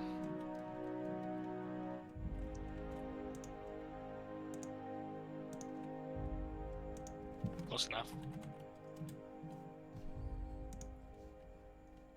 You guys get to the edge of the woods, but it is getting pretty late as you approach the edge here. It does take you about a full day, as Dane predicted, to get here. And night is falling. It's getting very cold. Hey, Hey Dorian, why don't you fire up your hotbox and see if there's anything nearby you can use for warmth? My heat seeker. You call it what you call it. I call it what I call it. I mean, I'll give it a quick check, but I'm guessing we'll probably end up just having to set up camp in the cold. You turn it on, and no, you don't see any significant heat sources within 1,000 feet of you here at the edge of the woods.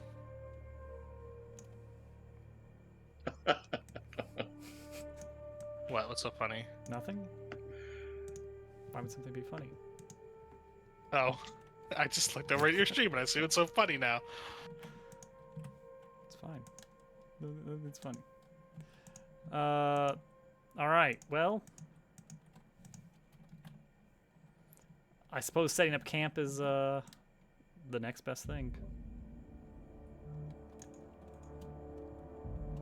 Yeah, you guys can set up camp. Where are you setting up your camp? That's a good point. Hey, survivalist expert, is there anything nearby that, might help us out here? Who's a survival expert? I would assume, Savannah. Being the druid and all. But I've never been here before, so perhaps we should ask the people who know where we are. Good point.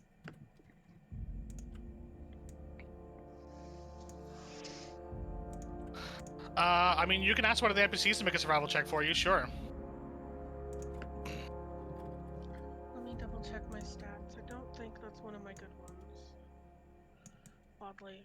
No, it is. I could make a survival check. Sure.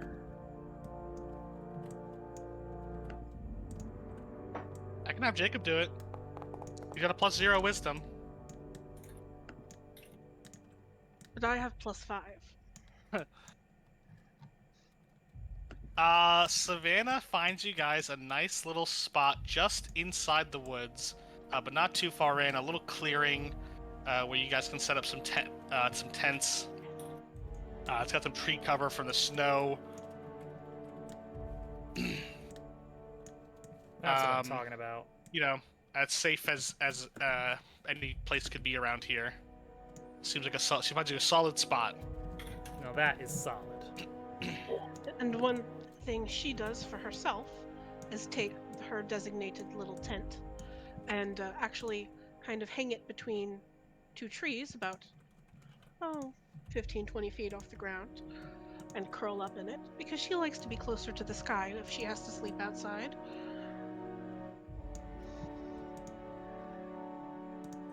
Makes sense. Absolutely. Yeah, you set up a little hammock. Sure.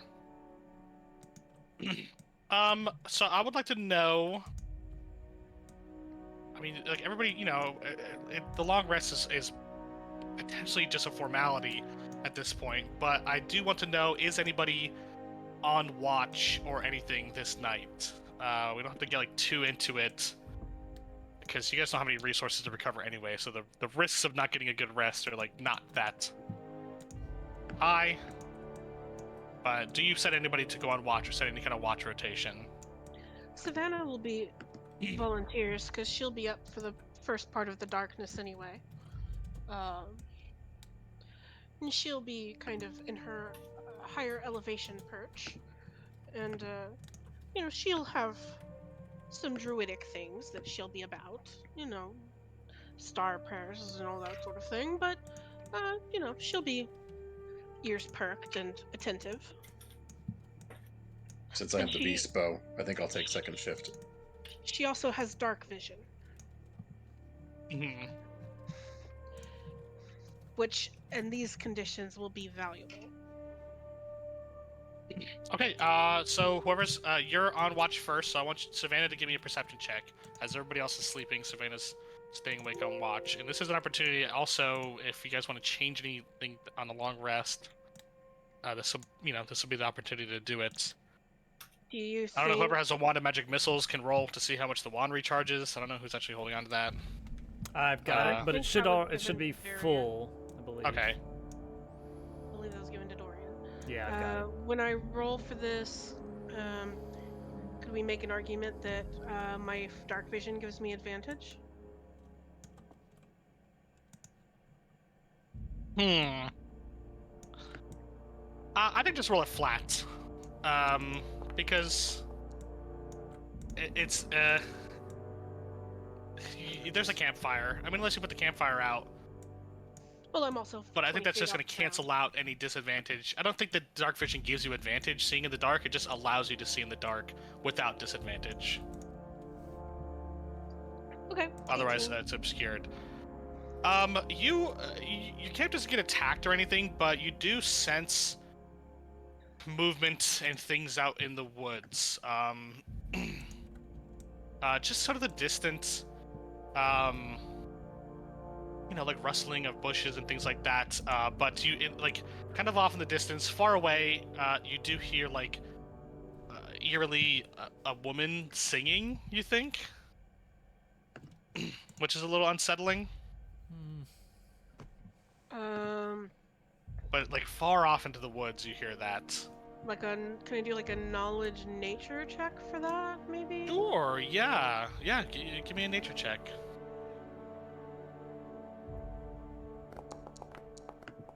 Oh. You know that there are harpies in the woods. Harpies have a magical song that can lure people in who hear it, and often to their doom. It's not nearby enough to have an effect on you, and most people probably don't hear it. It's only because like you pick up on a wavelength, like a cat wavelength or something in the distance. But yeah, you think that around the lumber mill there's probably some harpies. It's good to know. I'll be passing that information on.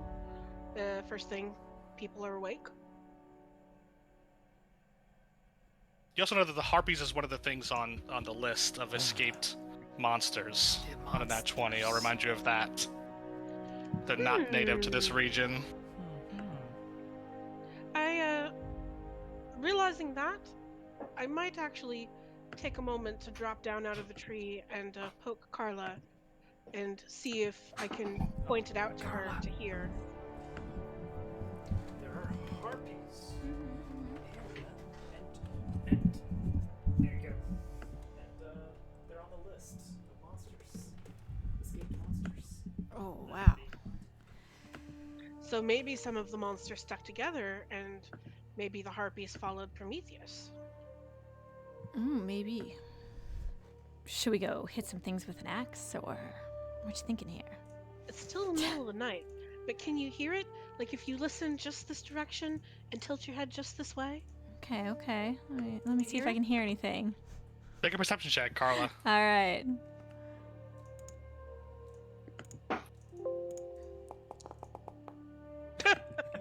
You don't hear anything. I don't hear it. You listen, there's like a pause, and you just hear like just kind of some night noises, like some insects or something, and no singing at all. Nope. Perhaps it's still a bit too far away. She wiggles her cat ears.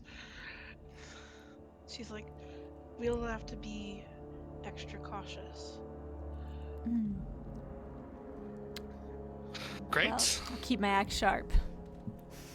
Yeah, you know that the harpies await at the lumber mill. I think that on a nat 20 intelligence check, on a nature skill check there. I think that Savannah knows that. And you'd also know that like harpies, they it's up to you guys, knowing that there's harpies in there, how you want to approach and who you want to take with you. It could be that your allies may be susceptible to harpy song, could become a liability. Or maybe you want to have them go in first or something and have them be the fodder. I don't know. It's like Savannah has this information, and you guys can just use that to plan accordingly for how you approach the lumber mill. The next morning, unless anybody has like anything they're doing during the night specifically, I think that you got the information. I know Glenn said he wanted to take watch, but I don't know if there's anything else. If he wants to roll a perception check on his watch. How do I, because I took a rest during her watch, right? Yeah, you'll be taking shifts. The long rest is able to have like 6 hours or something like that, you could take like a 2-hour shift of watch or something. Would I be able Still to get your change rest. my bonus? Yeah, with this rest, you can change your bonus. Yeah. How do I do that in the system? Investigation not good enough for you. No. I think you could just click off proficient. You just change it on D&D Beyond, and I'll do a quick import. It takes like a second. So just change it to whatever you want. Do I have to click manage before I can unbubble it? No, I don't think so.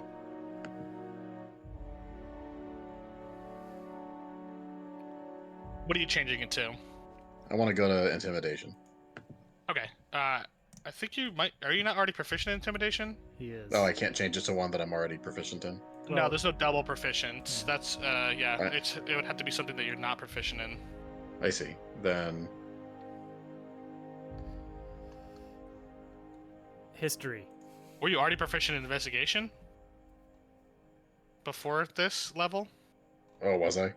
I don't know. I might be bubbled in because I picked it. I don't know. I'll switch over to. Let's see. No, that's Athletic. not what I think it means. Athletics, I'm already proficient in. I'll do it to survival. Okay, so you'll have a +2 to survival on top of what you already have. Yeah, we can just remember that for now. Yeah, we'll just remember that. Okay. So, what am I rolling for the night watch? Perception. Did a d20 or okay, Yeah. perception. Ooh. Ugh. Hmm. You don't really hear anything or see anything during your watch. But nothing Does it attacks say you 4? either. Very Alright, good. one night done. Okay, so the morning comes, and you guys take off. You pick up your camp and you take off into towards the mill. I guess my question is, knowing that there's harpies at the mill, what's the plan? Yeah, presumably And then Savannah we'll just- shares that and- info with And then us. we'll roll and we'll see, what happens at the lumber mill. Yeah, so So you guys let me know. I'm going to sit down the dwarf and his two companions and be like, so, were the harpies always there, or is that new? That's- Everybody turns and looks at me. Dane seems puzzled at the mention of harpies. He says, "Harpies? Haven't seen any harpies." And you see, Jacob says, I did hear singing one night, but I fell back asleep. But I think we were having a lot of disappearances and attacks during that time. I think that night somebody did go disappear the next morning. We weren't sure what happened. Okay. So, I'm going to wager that the harpies showed up with the Cyclops then. Does that Around the same time, it seems. Yeah, it seems like that's consistent. Yeah, Carla, does that sound right to you?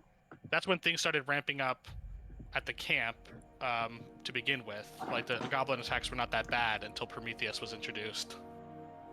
Savannah, where did you hear these? From what direction? From the west. Oh no. Judging by the distance and kind of how the echoes in the trees were, I estimate they're probably, if not in, very nearby the mill itself. Near the mill itself. Carla asks, how do we defeat harpies? Well, you plug your ears and then hit them with an axe very hard. The good point is that, Dorian has resistance to charming effects from his elven ancestry. I Does can't. anybody else have any resistances? Possibly Sharon. If we share similar elven blood. But Yeah. I can't say She has for sure. Fey ancestry as an elf, for sure. Well, that's Advantage on saving throws against being charmed. still not a sure thing. But Does anyone happen to specialize in ranged attacks besides Glane? The best way to fight a harpy is to stay out of range and take them down from a distance. I am not so much of a ranged fighter myself, though I have a few tricks. I know Dagwin's fairly fond of his ice knives. boy, is Yes, he I'm ever. always throwing knives. Boy, is he ever.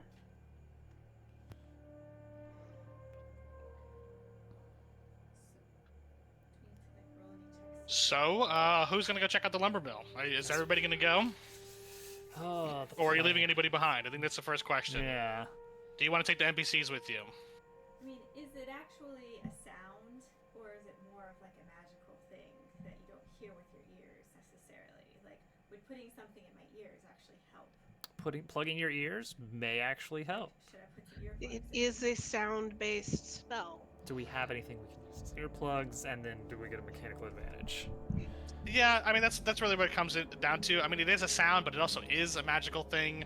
So it's like I think that there's some merit to like attempting if you have something that makes sense that you think can you can try to give yourself the deafened condition. I guess it would probably come down to a roll to see if it's effective enough to stop a magical noise. If a mundane earplug is actually a true deafen, or if Right. some sound can get through, right? So it might come down to some sort of like sleight of hand roll to see if you can actually accomplish this.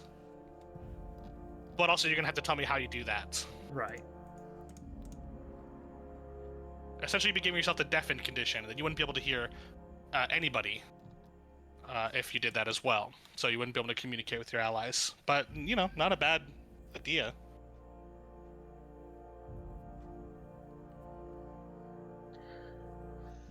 They'll also likely be quiet during the day unless they're actively attacking. They're nocturnal creatures, so as long as we stick in to the daylight, we ought to be okay.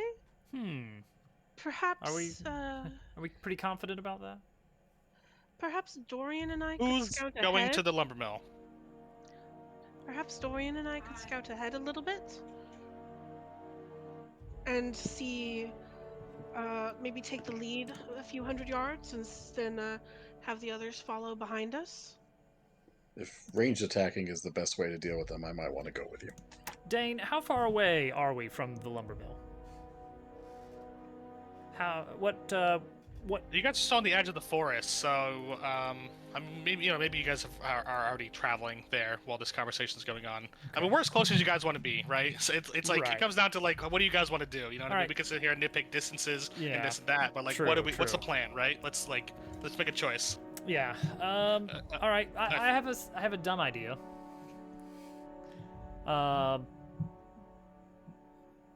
We have multiple resources that would allow us to do some scouting fairly safely. We have multiple people who may in some way be able to communicate with animals. We have one very sneaky person here who, I don't know, possibly could be backed up with some invisibility magic. It would be very useful to know how many harpies we're dealing with, where they are, and what they're doing. I'm on board with that. Well, I think you're gonna need to get pretty close to get a visual look. I don't know if you're sure on what's a safe distance. Right. If we did checks, could we find that out? Like, you Does mean, someone know? does someone know already, like, how close? Yeah, like if we rolled a Harpies are. type of I wouldn't want to be more check than. or whatever. I wouldn't want to be closer than 100 yards. Just kind of as a rule of thumb. Right. Probably not even that close.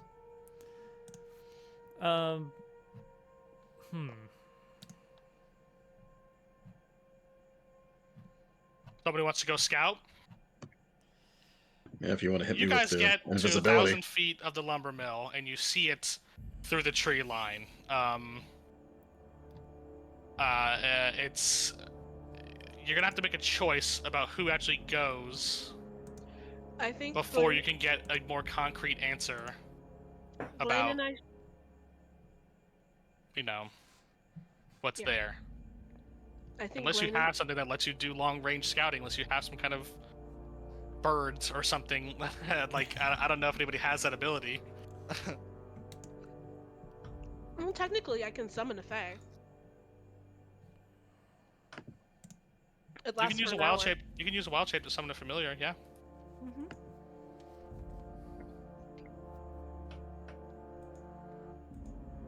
That'd be a cool trick. Let's try that.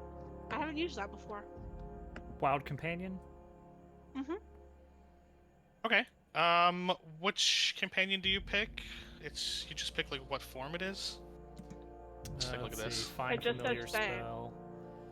Gain the service of a familiar. Spirit takes form you choose. Bat, cat, crab, frog, hawk, raven.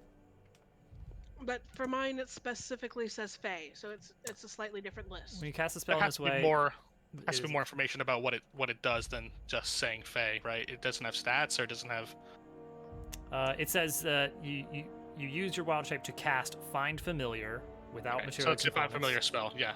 And then when you Yes. cast it, the familiar counts as a fae instead of a beast. So it's still Oh, so it can takes be one a of those hawk, forms. but Yes. it's a Bat, crab, fae. bat, cat, crab, frog, hawk, lizard, octopus, owl, poisonous snake, fish, rat, raven, seahorse, spider, or weasel. fish. Go with fish. Octopus. And it's going to be a Fey. Owl seems logical, Mm-hmm. given the environment. And owls are known to be silent on the wing, so let's have an owl go do some scouting for us. Okay, the owl has a 100-foot range where it can communicate with you, so you need to be within 100 feet of it to get information from it about what it's seeing. It doesn't talk. It can only send you images of what it's looking at. So it's I a girl. believe.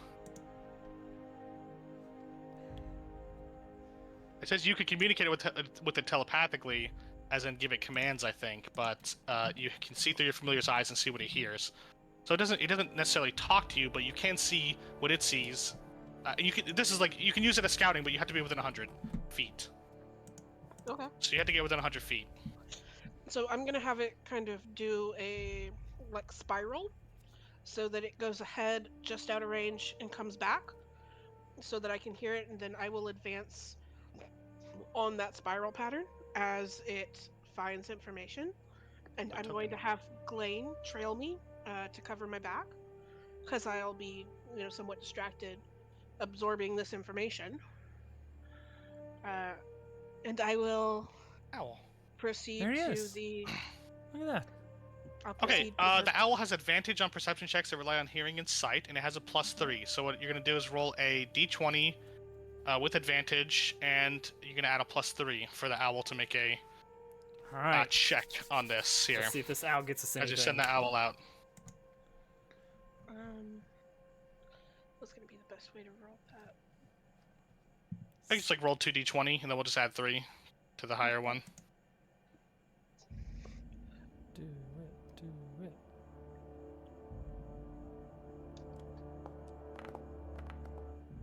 Hmm. 13, that's not the total though, right? Okay, so it's 9 9, plus 3 yeah. is 12. You fly it overhead, you get some images of, it looks pretty grim down at the camp there. You see like, some of the basic layout of the camp is that, the lumber mill is next to a river, which is pretty common for lumber mills, although this one doesn't seem to actually have a mill. It looks to be powered by like a coal furnace with a steam engine. You see like logs in the river that they would like use a river to transport the logs, and up to the mill setup. You see like off to the side a little to the west, there's like a sort of a camp with some tents, kind of a cluster of tents, and you just see like a lot of carnage and like bodies and stuff, arrows and like weapons, equipment smashed, and piles of wood and lumber. you see, I'm gonna need your owl to make a stealth check for me. Oh boy. It's going to add +3 as well to this, so not with advantage.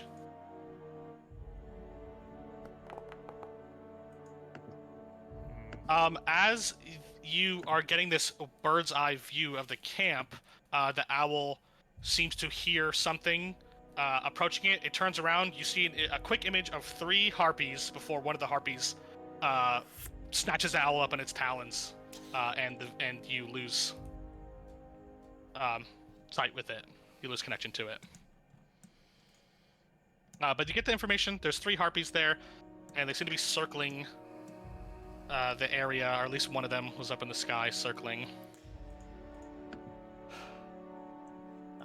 In anticipation of danger, I would like to turn on my mage armor. Ah. Okay, great. Yeah, you turn on your mage armor. All right. Well, now we know what we're. Oh, they have fly speed. I'm going to fall back, tap Glane on the shoulder, go back to fall back to where we left the rest of the party, inform them of what I saw, and then, it should be fairly safe, as long as we stick together. Harpies don't usually attack groups. Even if there are 3 of them, they don't have advantage of numbers. It's just a behavioral thing. They don't like to attack larger groups without backup. So if we stick together, and we should be mostly okay. We probably should stick to the tree line and try to be a little bit discreet until we get, within dashing distance of some of the remains of the buildings.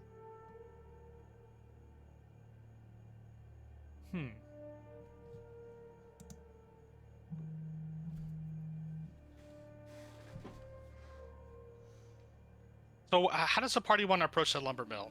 Are we attempting to go in stealthily? You're trying to get to the tents? To what aim? To hide in the tents, or what are we looking to accomplish here? And it will come down to some kind of rolls or rolls. Not to question your expertise. Are you trying to get the jump on the harpies? Or are you trying to?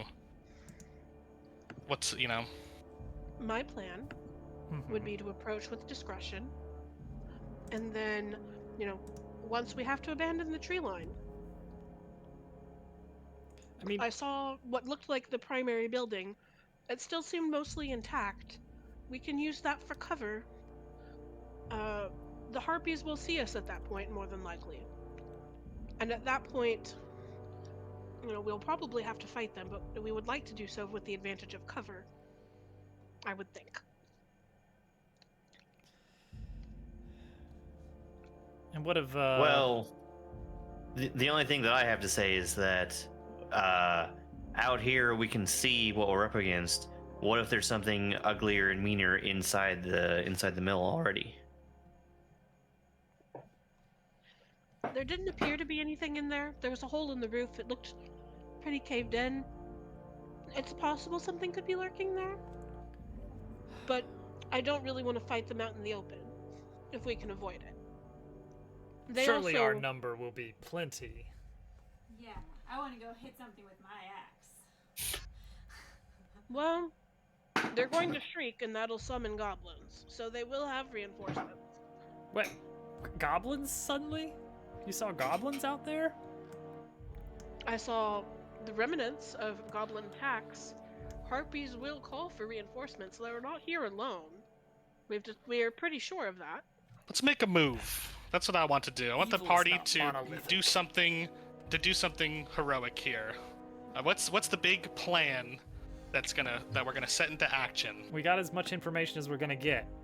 Yeah, I'm fine with sneaking. This is up. what you guys do, But right? I Your wanna job go is to go in here and clear this mill and slay the monsters. You have information. You know what's awaiting you. What does the party do now? I think we leave it up to the 3 that aren't actually, No, they say Team no. whatever. We don't leave it up to the 3. No, we leave it up if to they the want heroes. to come with us, I should Oh, say. okay. But I'm with going up kind of quietly, but then hitting some things with my axe. I do not want them three to come with us. All right. Dane, Sharon, Jacob, there's danger ahead, and we believe it would be for your safety to remain here, hidden, while we clear out the area ahead. They look totally fine with that. Dane says, "Yeah, that's what we hired you to do." All right, let's go. So are you attempted to sneak in? I'd like to take point sneaky. We can try to see if we can find cover within the trees to make a stealthy approach.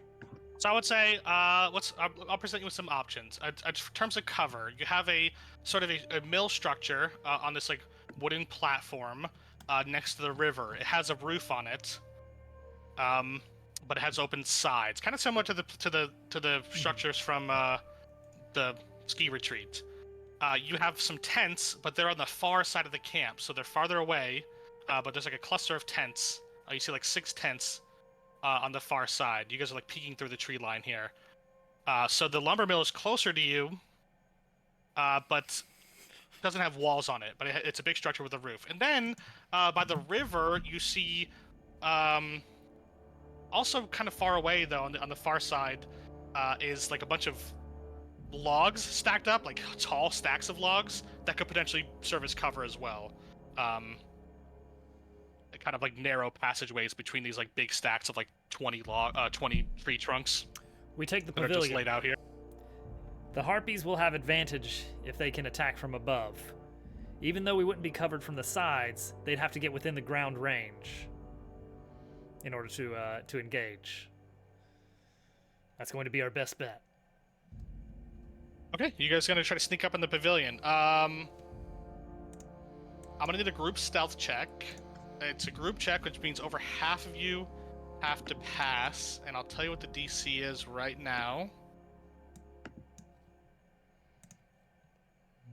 Versus a perception check from the harpies. So the harpies rolled a 16 on their perception check. So over half the group, at least three of you need to beat a 16 on the Alright. stealth check Here we go. to make it in here without alerting anybody. There's one. There's one.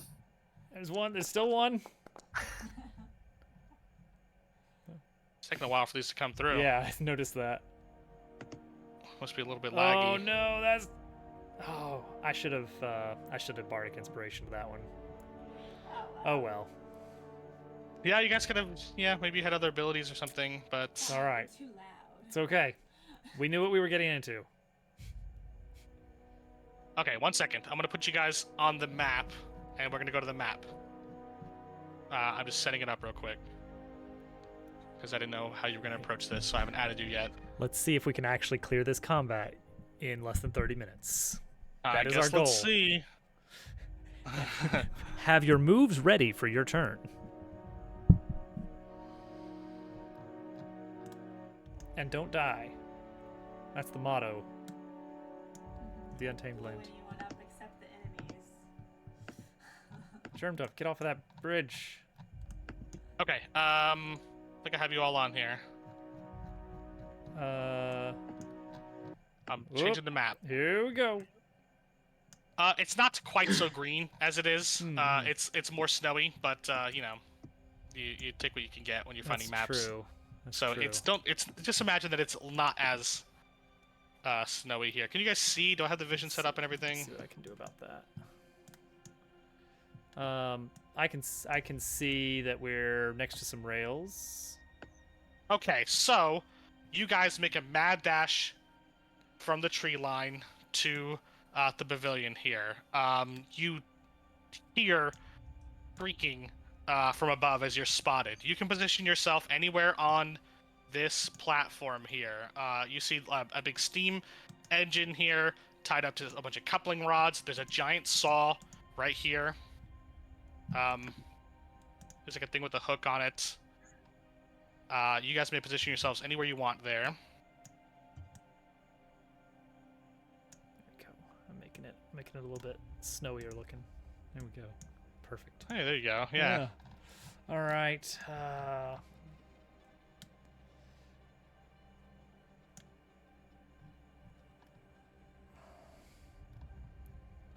And once you're ready, you can roll initiative. All right. Why are we all cuddling up? Because we love area of effect. I love Fireball. Boom. That was a nice spin on that one. Ah, got some English on that one. Cool. Oh, oh. Dang, now everyone's gonna be succumbing. No! Don't leave me alone at the front of the initiative order. Not like this. Oh gosh. You see that 3 harpies swoop down from the skies and begin to descend. These harpies are all 40 feet up in the air at the locations that they're at. So they are 40 feet above the ground here. You see the harpy 1, harpy 2, harpy 3 over here. Mm-hmm. Okay, and with the pavilion roof and everything, like we've still got line of sight though, despite that. Yes, yeah, it's pretty tall, so you have a pretty wide angle. The roof is probably like 25 feet above you. And there's like a small railing here, but it's like not that elevated. It's like a 5-foot railing. Not really even a drop to the ground. Right. Okay. Well, I Guess I need to have put this. some battle music. Oh yeah, need some battle music. Well, I've got this magic missile Play that wand really with sick 7 song from last week. uses that I'm not going to use all of them, but maximum 6, no more than 6. What's the battle song? Are they on the initiative yet? It did sound very Who Wants to Be a Millionaire. Yeah, it did, didn't it? Oh. All I right. don't know how I'm feeling about this one, but it's okay. I'll let No, it play it's for a little perfect. bit. It's perfect. Oh yeah, I want to be the Let's do it. All right. Oh, sorry, they're hidden on the initiative order because I had them hidden. Oh, okay. That's our initiative. Oh, great. Cool. Love it. Perfect. Beautiful. Okay. Well, But as they swoop down, yeah, they're not singing yet. You are able to act before them, Dorian. all right, great. All right, the magic missile wand. Yeah. I've got 7 charges on that. With 1 use of it, that's 1 charge, right? You can use as many charges as you want Oh, at gosh. a time. But if you use all of them, you have to roll to see if the wand disintegrates. All right, and it's So it's a you guaranteed may want hit. to keep one in the tank. It's a guaranteed hit. It's a guaranteed 1d4 damage per magic missile. Yeah. Okay. Without so a roll to flat- see who hits. It's a flat D4, or is it plus anything? Let's check Okay. and see. Because that could make a difference. Yeah. Wand of Magic Missiles.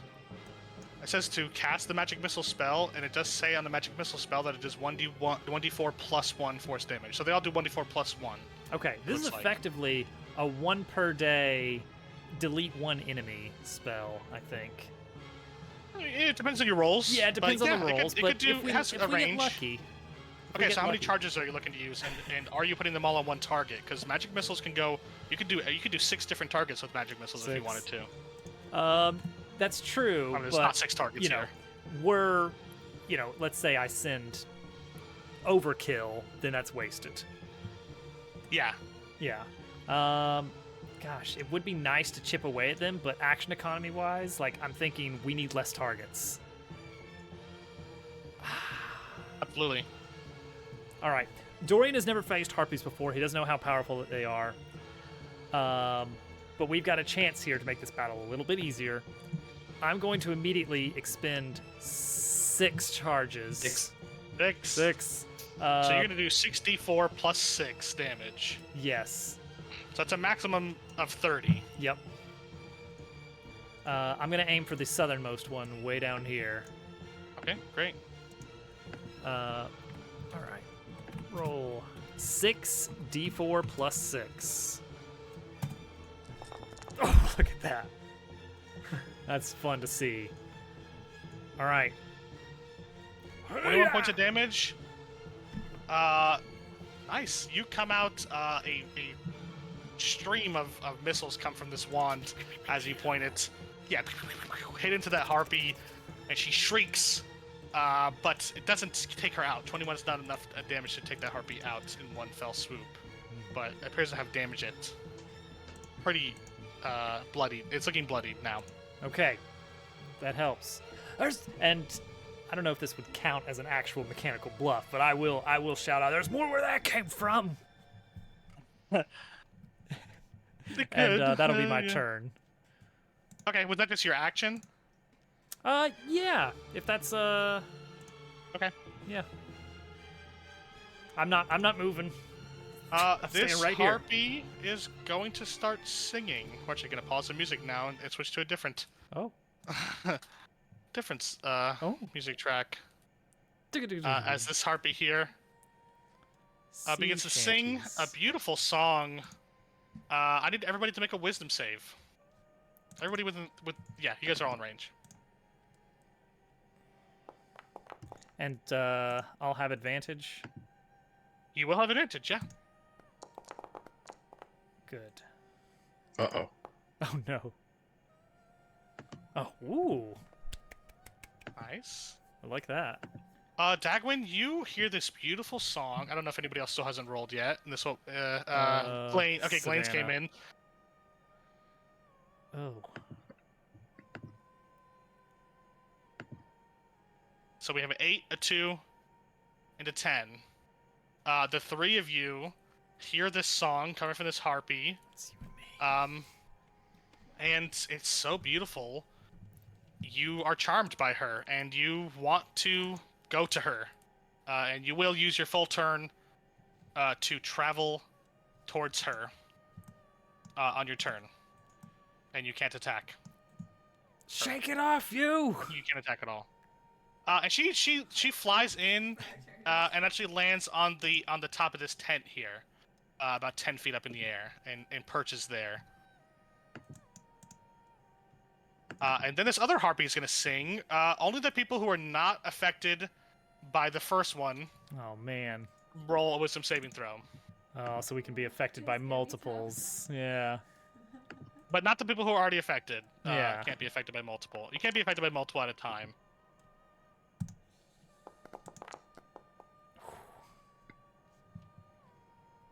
Arla, you really, really want to go check out that harpy over there.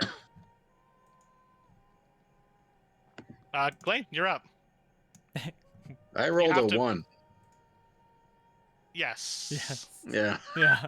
So, So you pretty much need to use your full turn to go over to her. up to 30 feet. Yeah, but you would use your action and you would use your bonus action to take a dash action. But Is at this the a end of your wall or is turn- this a... What is this? you're charmed. No, No, the the- where the boxes are. Like, is that something I have to climb or? Yeah, you're gonna have to climb it. Make an acrobatics check. Try to fail. Don't climb. Don't climb. You climb over it just fine, and you see Glane sort of walks up and looks up at that harpy there. You can make another wisdom saving throw at the end of your turn. Well, this is. Dorian, this you're is watching it, in right? horror as your party begins to just walk away from you. If only I was level 6. 6.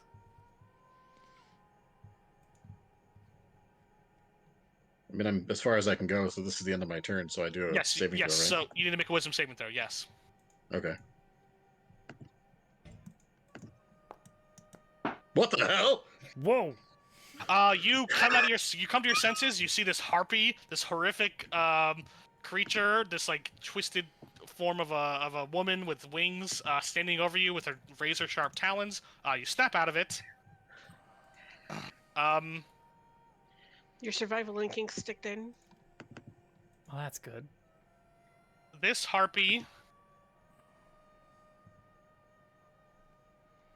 Let's see. She's 40 feet up in the air. Mm-hmm. So 40 You thought you squared said plus she 50 landed. squared. All A squared plus B squared. yeah. We're gonna say that on a diagonal, she can get to here. If she's going straight to the ground, and then she's going to take a dash action, and she's gonna end her turn. Coming for more, Right here. eh? She notices that you don't seem to be affected by this, and everybody else is. So she's going to attempt to just go right for you, while these other people are walking away. Dagwin, Makes it easier. on you me. begin to walk towards. You got charmed by this one, right? Mm-hmm. Okay, make an acrobatics check. Someone's just gonna slip off a box. Whoopsie. Yeah, it'd actually be good if you failed, because it's gonna make you lose some movement. You move here. You attempt to climb over this. You fall on your face. You take 1 point of damage. I'm gonna make a wisdom saving throw as you take 1 point of damage. So as I'm doing that wisdom saving throw, can I use my Tides of Chaos on that? Yes, Oh no, he's gonna explode. yes. I don't see any reason why you can't. Yeah, you just can't do anything. Yeah, I think so. Oh man. Jeez. You with your action still intact, you take some damage on your own turn and you snap out of it. And you Okay. still have your action. You Let's use your 30 see. feet of movement to do that, but you fall, take 1 damage, and then you snap out of it. Okay. And you notice that like taking damage gives you an opportunity to come out of this trance. I see. Hmm.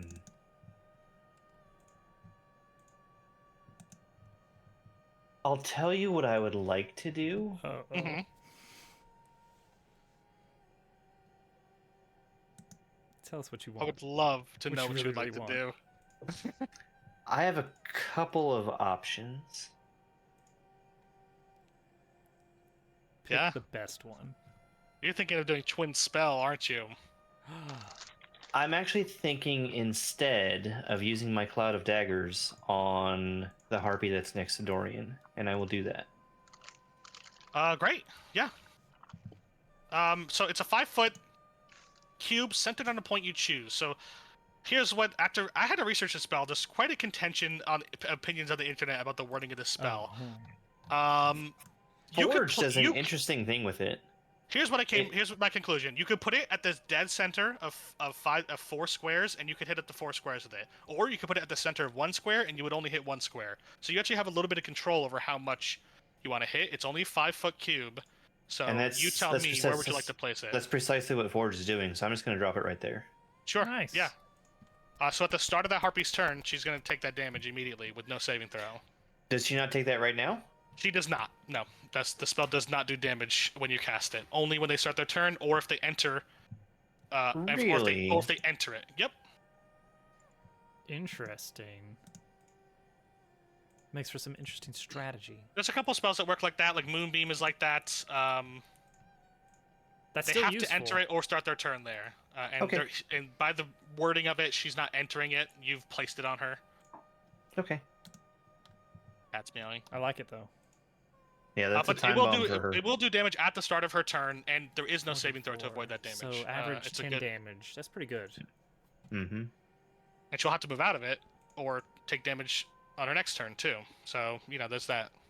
Yeah, I could actually sit right here and try to get attack of opportunity if she tries to get out of it.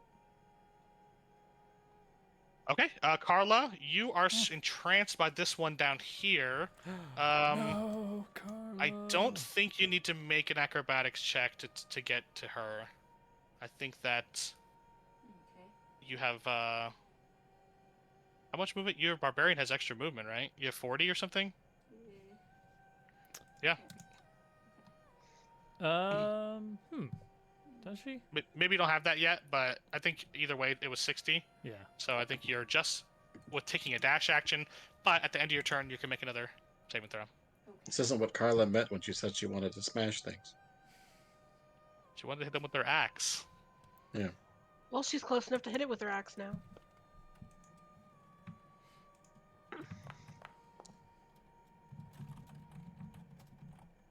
You snap out of it.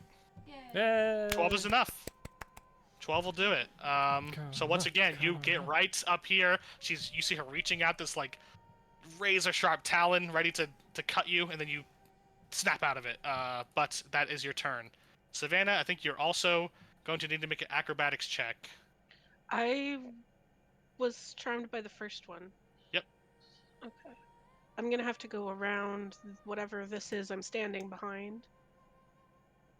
And then that away. And Okay. straight on to Glane. Yep, you got 5, plenty of 10, move. You got the movement to do it, so 20. you just got to make an acrobatics check. 45. Well, let's see if the dice hate me at the most opportune time. Acrobatics, you said? Yep, that's right.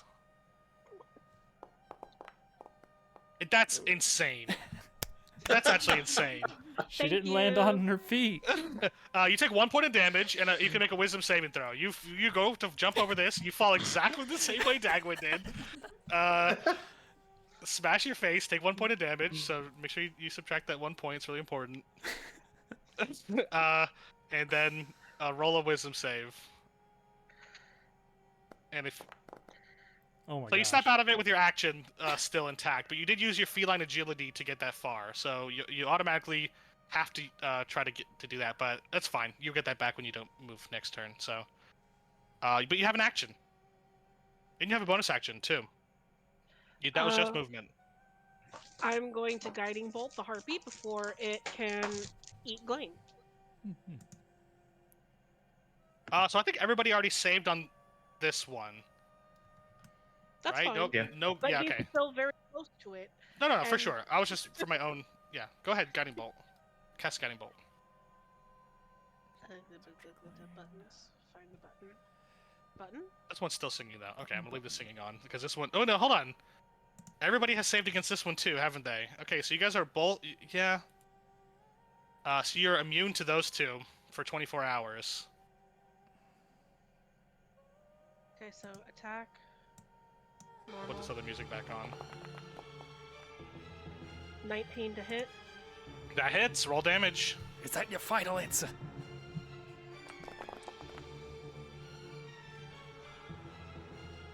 11 Pretty points of big. damage, 11. and it will have the next attack against it has advantage. Ooh. Until the end of, I can think of someone who could take advantage of that. If they don't die. Math is hard. Okay, did my math. All right, great. We're back at the top of the turn order. With Dorian. Okay. Dang. Okay. I believe Here's, we both rolled in that once. here's what I'm gonna do. Here's what Dorian's gonna do here. We're gonna use what is it? Unsettling words. Can see within 60 feet. Hang on, double checking. Ooh, 60 feet on the dot. Okay. This one? Yeah.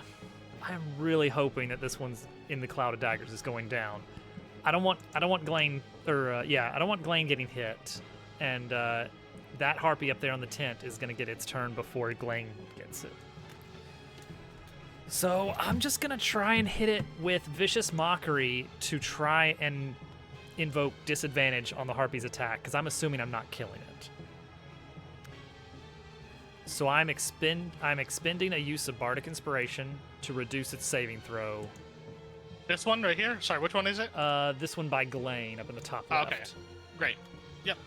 So is that something you roll, or does it roll when it does its saving throw? Let's see here. If you or any... I guess you roll it. So you roll the 1d6 Yep. to see how much it's going to subtract. All right, let's see.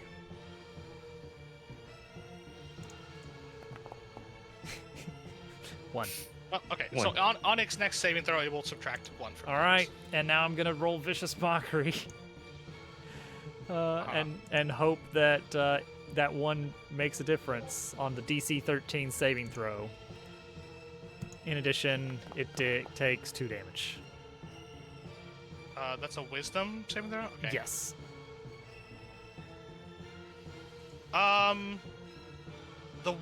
It failed, but the 1 didn't make a difference, I didn't unfortunately. But it failed regardless. All So right. it takes 2 damage and it has disadvantage. It's got all kinds of stuff going on with this harpy right now. It's got Yeah. advantage on it. It's got disadvantage on its attack. It's got All over the everything going place. on. All right.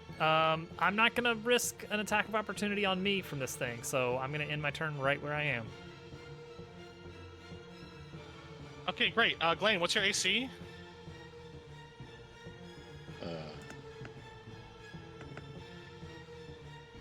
What is AC? 14. Armor Armor class. This thing comes out. It makes 2 Light. attacks on you.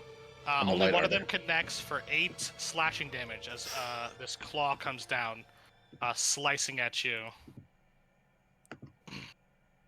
He's Uh. fine. But I think with all of its, yeah, it's going to remain there. The other harpy's gonna go. Carla! 2 attacks coming in on Carla.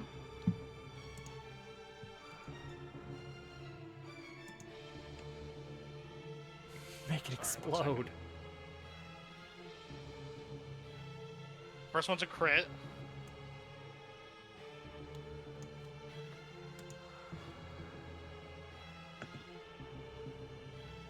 That's not good. Okay, so it's gonna roll. At least you got more And the, HP. and the second one is also a hit. Oh no. 2 attacks You'll came be in at missed. Carla here. For a total of the crit hit for 14, and then 6 more from the second attack, for a total of 20 damage from 2 attacks from this harpy. Well, I mean, As she just angrily attempts to rip your throat out after seeing that nobody's listening to her song anymore. cool. Great. Glane, it's your turn. Okay, so You have Where an is advantage this- to attack this harpy. yeah, where is this thing in relation to me? It's like perched right on top of you within melee range. It's on top of the Like it- tent in front of you. Well, if it's perched on top of me, am I on top of the tent, or is it on the ground No, with me? you're on the ground and it's on top of the tent and it's within melee range. Okay. Yeah, I'm. What are you saying? I guess I gotta pull out my rapier because I can't use my bow effectively at this distance. Yeah, the rapier does more damage than the bow anyway, Yeah, is and it has advantage, so you can make an attack with your rapier with advantage. is Because is of the there guiding any bolt. is there any scenario where attacking it can bring it on the ground with me? It's already on the ground. It's already It's in on the melee ground. range. Honestly, you got Oh, advantage. yeah. You're attacking with the It's on the strongest ground. weapon. It So- can't get any better than this. Just make an attack. Yeah, I mean, what I was trying to go for is if I can hit it with my rapier, can I end my attack with knocking it into the tent? You're saying to try to get it to not be able to fly away? Yeah. You can make a shove attack with your attack instead, with your action instead, to knock it prone. Oh, In but that which would case, make it would it wouldn't be able to fly away as easily. It would only take shove damage, though. It wouldn't take my attack from my. Well, it wouldn't take any Or- damage. It would just go prone, which would cost half its movement to get up. That's the best you could do in terms of like knocking it down. Or you could grapple it. You could use your action to grapple it, and then its movement is reduced to 0. That would also take your action. Don't grapple something with talons, life tip. Yeah, I guess I'll just use my sword and try to lay some I mean, yeah, damage you on kind of got the rogue's dream here. You got somebody giving you advantage. You got so that you'll have sneak attack. it. Yeah. You see like a little piece of starlight like on this harpy's throat, like indicating like where to stab it from the guiding bolt. I still get to do the other thing I wanted to do, so I'll go ahead and just fight this one with my rapier. Can I do double-handed fighting and use my dagger as well? With a bonus action, Okay. you can use your dagger. All right, so You only attack get with advantage my. on one attack though from the guiding bolt. Gotcha. So attack with my rapier with advantage first. Yeah, Okay. and you have a 2d6 sneak attack now if this hits, plus the rapier damage. Attack advantage. Ooh. That hits. Yeah. So you're gonna roll the damage for your rapier, and then you're gonna roll 2d6. Okay. And then you also potentially, well, I don't think anybody's in range for your Wells from the Grave, unfortunately. Unless No, you want to no. attack an ally with it. No one is. I already checked. Yeah. Oh no, a ghost That's is still also pretty good. here. Sorry, guys. Watch out for the ghosts. So that's my rapier, and then I do my dagger. Yeah, but you also roll 2d6 sneak attack damage because you had advantage of Oh. the attack. That gives you sneak attack. So you roll 2d6 on top of your rapier damage. Another 9. Well, not +2. I don't know where that's coming from. Why we're getting a +2 on everything. Also, shouldn't your rapier be like more than a +3? That seems so low for a rapier attack. Don't you have a proficiency? Oh, okay, that's just a damage roll. I see. I was looking at the wrong thing. But yeah, it's just 7 damage. Okay. That And then thing is looking hurt. It's getting there. Then a dagger too, right? Yeah, then you can make a dagger attack. And the dagger just does a Okay. d4. Nothing added to it. Do I roll for the attack for the You dagger? have to then? attack with it. Yeah, you have to hit it first. Okay. Here we go. Ooh. That does hit, so roll an extra d4 damage. Oh. 4, nice! All right. That harpy was looking very, very happy with getting multiple prey, and suddenly looking very panicked. As you guys have turned the tables on one turn on it. Jerndov, go ahead and roll damage for that Hang on. thing. Is mine still alive? It's still alive, yep. Okay, but it's only in range. It's like it's right next to me still, right? Yep, it's in melee range for you. Because I have this. I have a new ability. I have steady aim. I can use a bonus action to take aim at the next enemy as long as I don't move. You've already used your bonus You use action. your bonus action to make the attack with the dagger. Okay, never mind. Offhand attack takes a bonus action. I'm done then. It's a lot of 2s. 2, 2, 2, 2. Weird. What are the odds of that? I'm Don't thinking at me. It's enough 4s. This is the one that got exploded. That's right. Oh, I totally forgot that you cast a magic spell. You should have done a wild magic surge. Too late now. I guess so. Maybe we can still do one. You know, maybe we can still do it. It's too late. I missed the moment. When you cast the dagger spell, I should have had you do a wild magic surge, but it's okay. It's fine. I noticed it. Well, you could have said something. You know, feel free to remind me, or if you want one to happen. If you want to explode, So that's that doesn't take any of your turn, but that damage just happens on this harpy's turn. I think that this harpy is going to try to flee. Oh, well. You can make a attack of opportunity on it if you'd like. I would like. This is like my one chance to ever make an attack of opportunity roll, and I'm not passing it up. This one's, yeah. I might be, well, Ooh. That hits. okay. Yeah. Let's see here. Damage.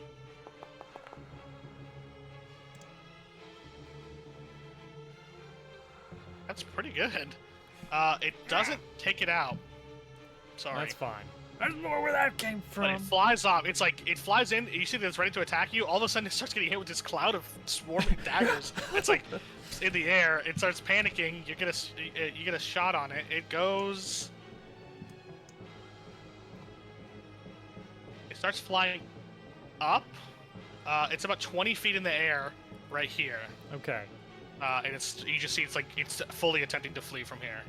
got it. But that's as far as it can get on its turn. Dagwin, now it's your actual turn. Okay. I'm going to move a little bit closer to that harpy that's attacking Carla. Uh-huh. And I'm going to use a twinned ice knife to attack Who are your two targets? both of the harp. Ooh, actually, Ooh. let me do the one that's attacking Carla and the fleeing one. Good Okay, answer, make good answer. make attack rolls for both of those. Tell me who you're hitting with which attack. This is the one next to Carla. Let me. Carla, make a dex save with advantage. No reason. Hey.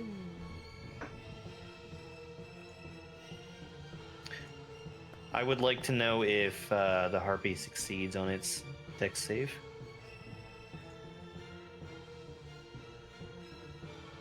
Did you make the attack for that yet? Oh, did I not? I saw a random die rolling around, but then it disappeared randomly. That's weird. Let me just redo it. I don't see anything.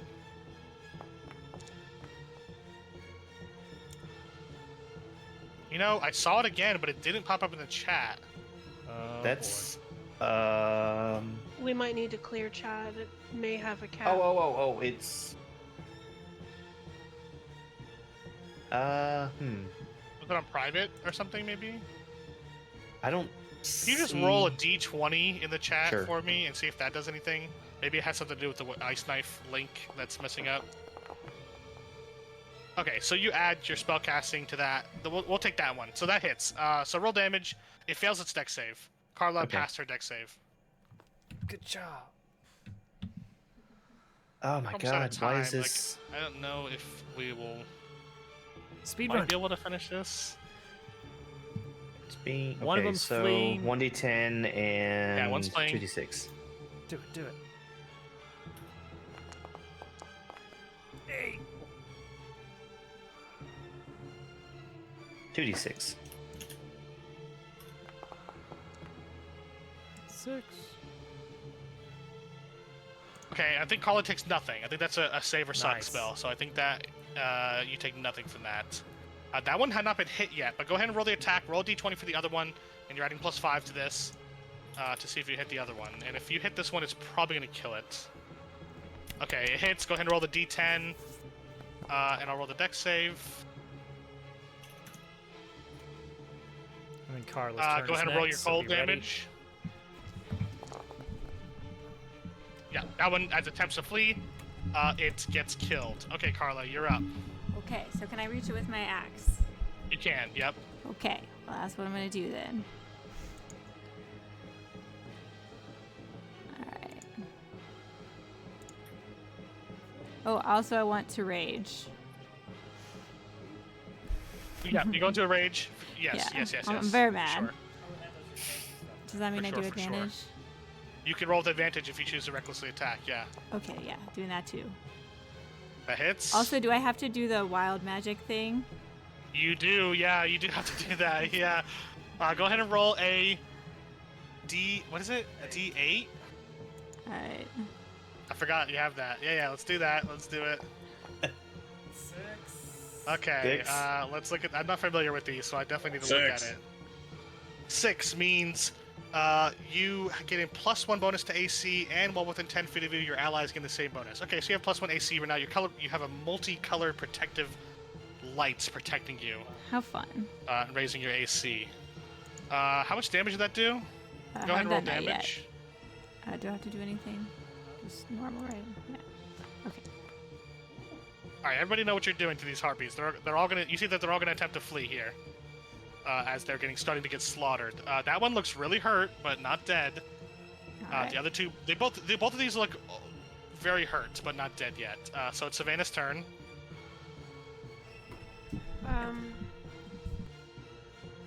I will just use my sling, I guess. And Okay, that's make a on sling that, attack. right? Yeah.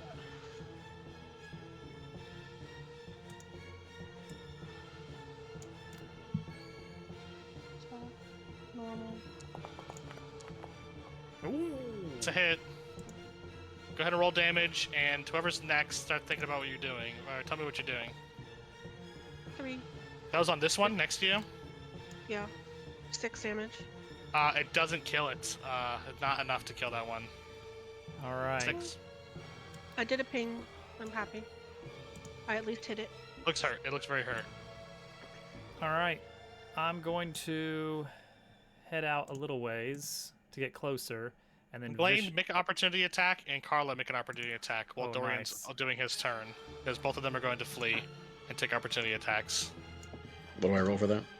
Just make an attack with whatever weapon you would feel that you would attack with as it flees you. That hits, Carla. You have advantage also, so maybe roll again, see if you crit. But Glane, you don't have advantage. You just attack normal. Okay, you didn't crit, but yeah, roll damage for the Great Axe. Jeez. We're doing it all at once because we're out of time. Alright, So she we're just rushing. destroys yeah. everything. 3 damage. I'm helping. Which one were you hitting, Dobbs? You were hitting... I was aiming for the one by Carla. Okay, smart, because that's one that has more health. Yep. It's going to roll wisdom save.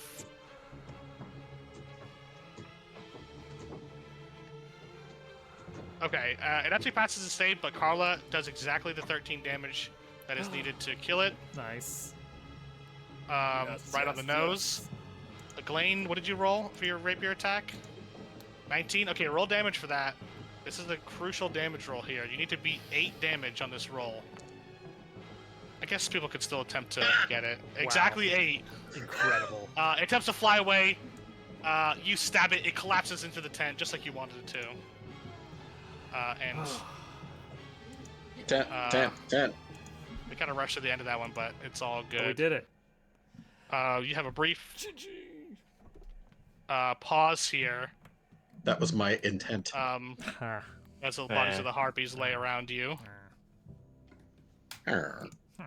And with that, our session's going to come to a close, I think. But before that, as you all stand there, Dorian, a little beep comes from your pocket. You Oh. see 1,000 feet away, a massive heat signature approaching you quickly. Sorry, approaching? Approaching you, 800 feet. 600 feet. We're leaving Love Earth. us. Somebody go get the other seat real Something quick. hot is coming your way. Ooh. And we'll see what happens next session. Like that we got the Yeah, that was good timing. Yay! Good game, everyone. That was excellent. Yeah, we did it. We went over time a little bit. Sorry. Not much. It was fine. All right. I can't believe you guys rolled that ones and both got out of it. That's really funny. That was hilarious. I rolled a 1 to fall into it and a 20 to get out. Incredible. Well, everyone, Good this thing has my been... mild magic didn't happen. Good thing, actually, yeah, Yeah, because it probably would have been bad. In either turn that it could have. Everyone, thank you for joining us for Owl Quest. We'll maybe be back next week. I don't remember. We'll see. I think so. And I'll be streaming again tomorrow night with some game dev. Bye. Okay. Good night. Good night, Nighty-night. everyone.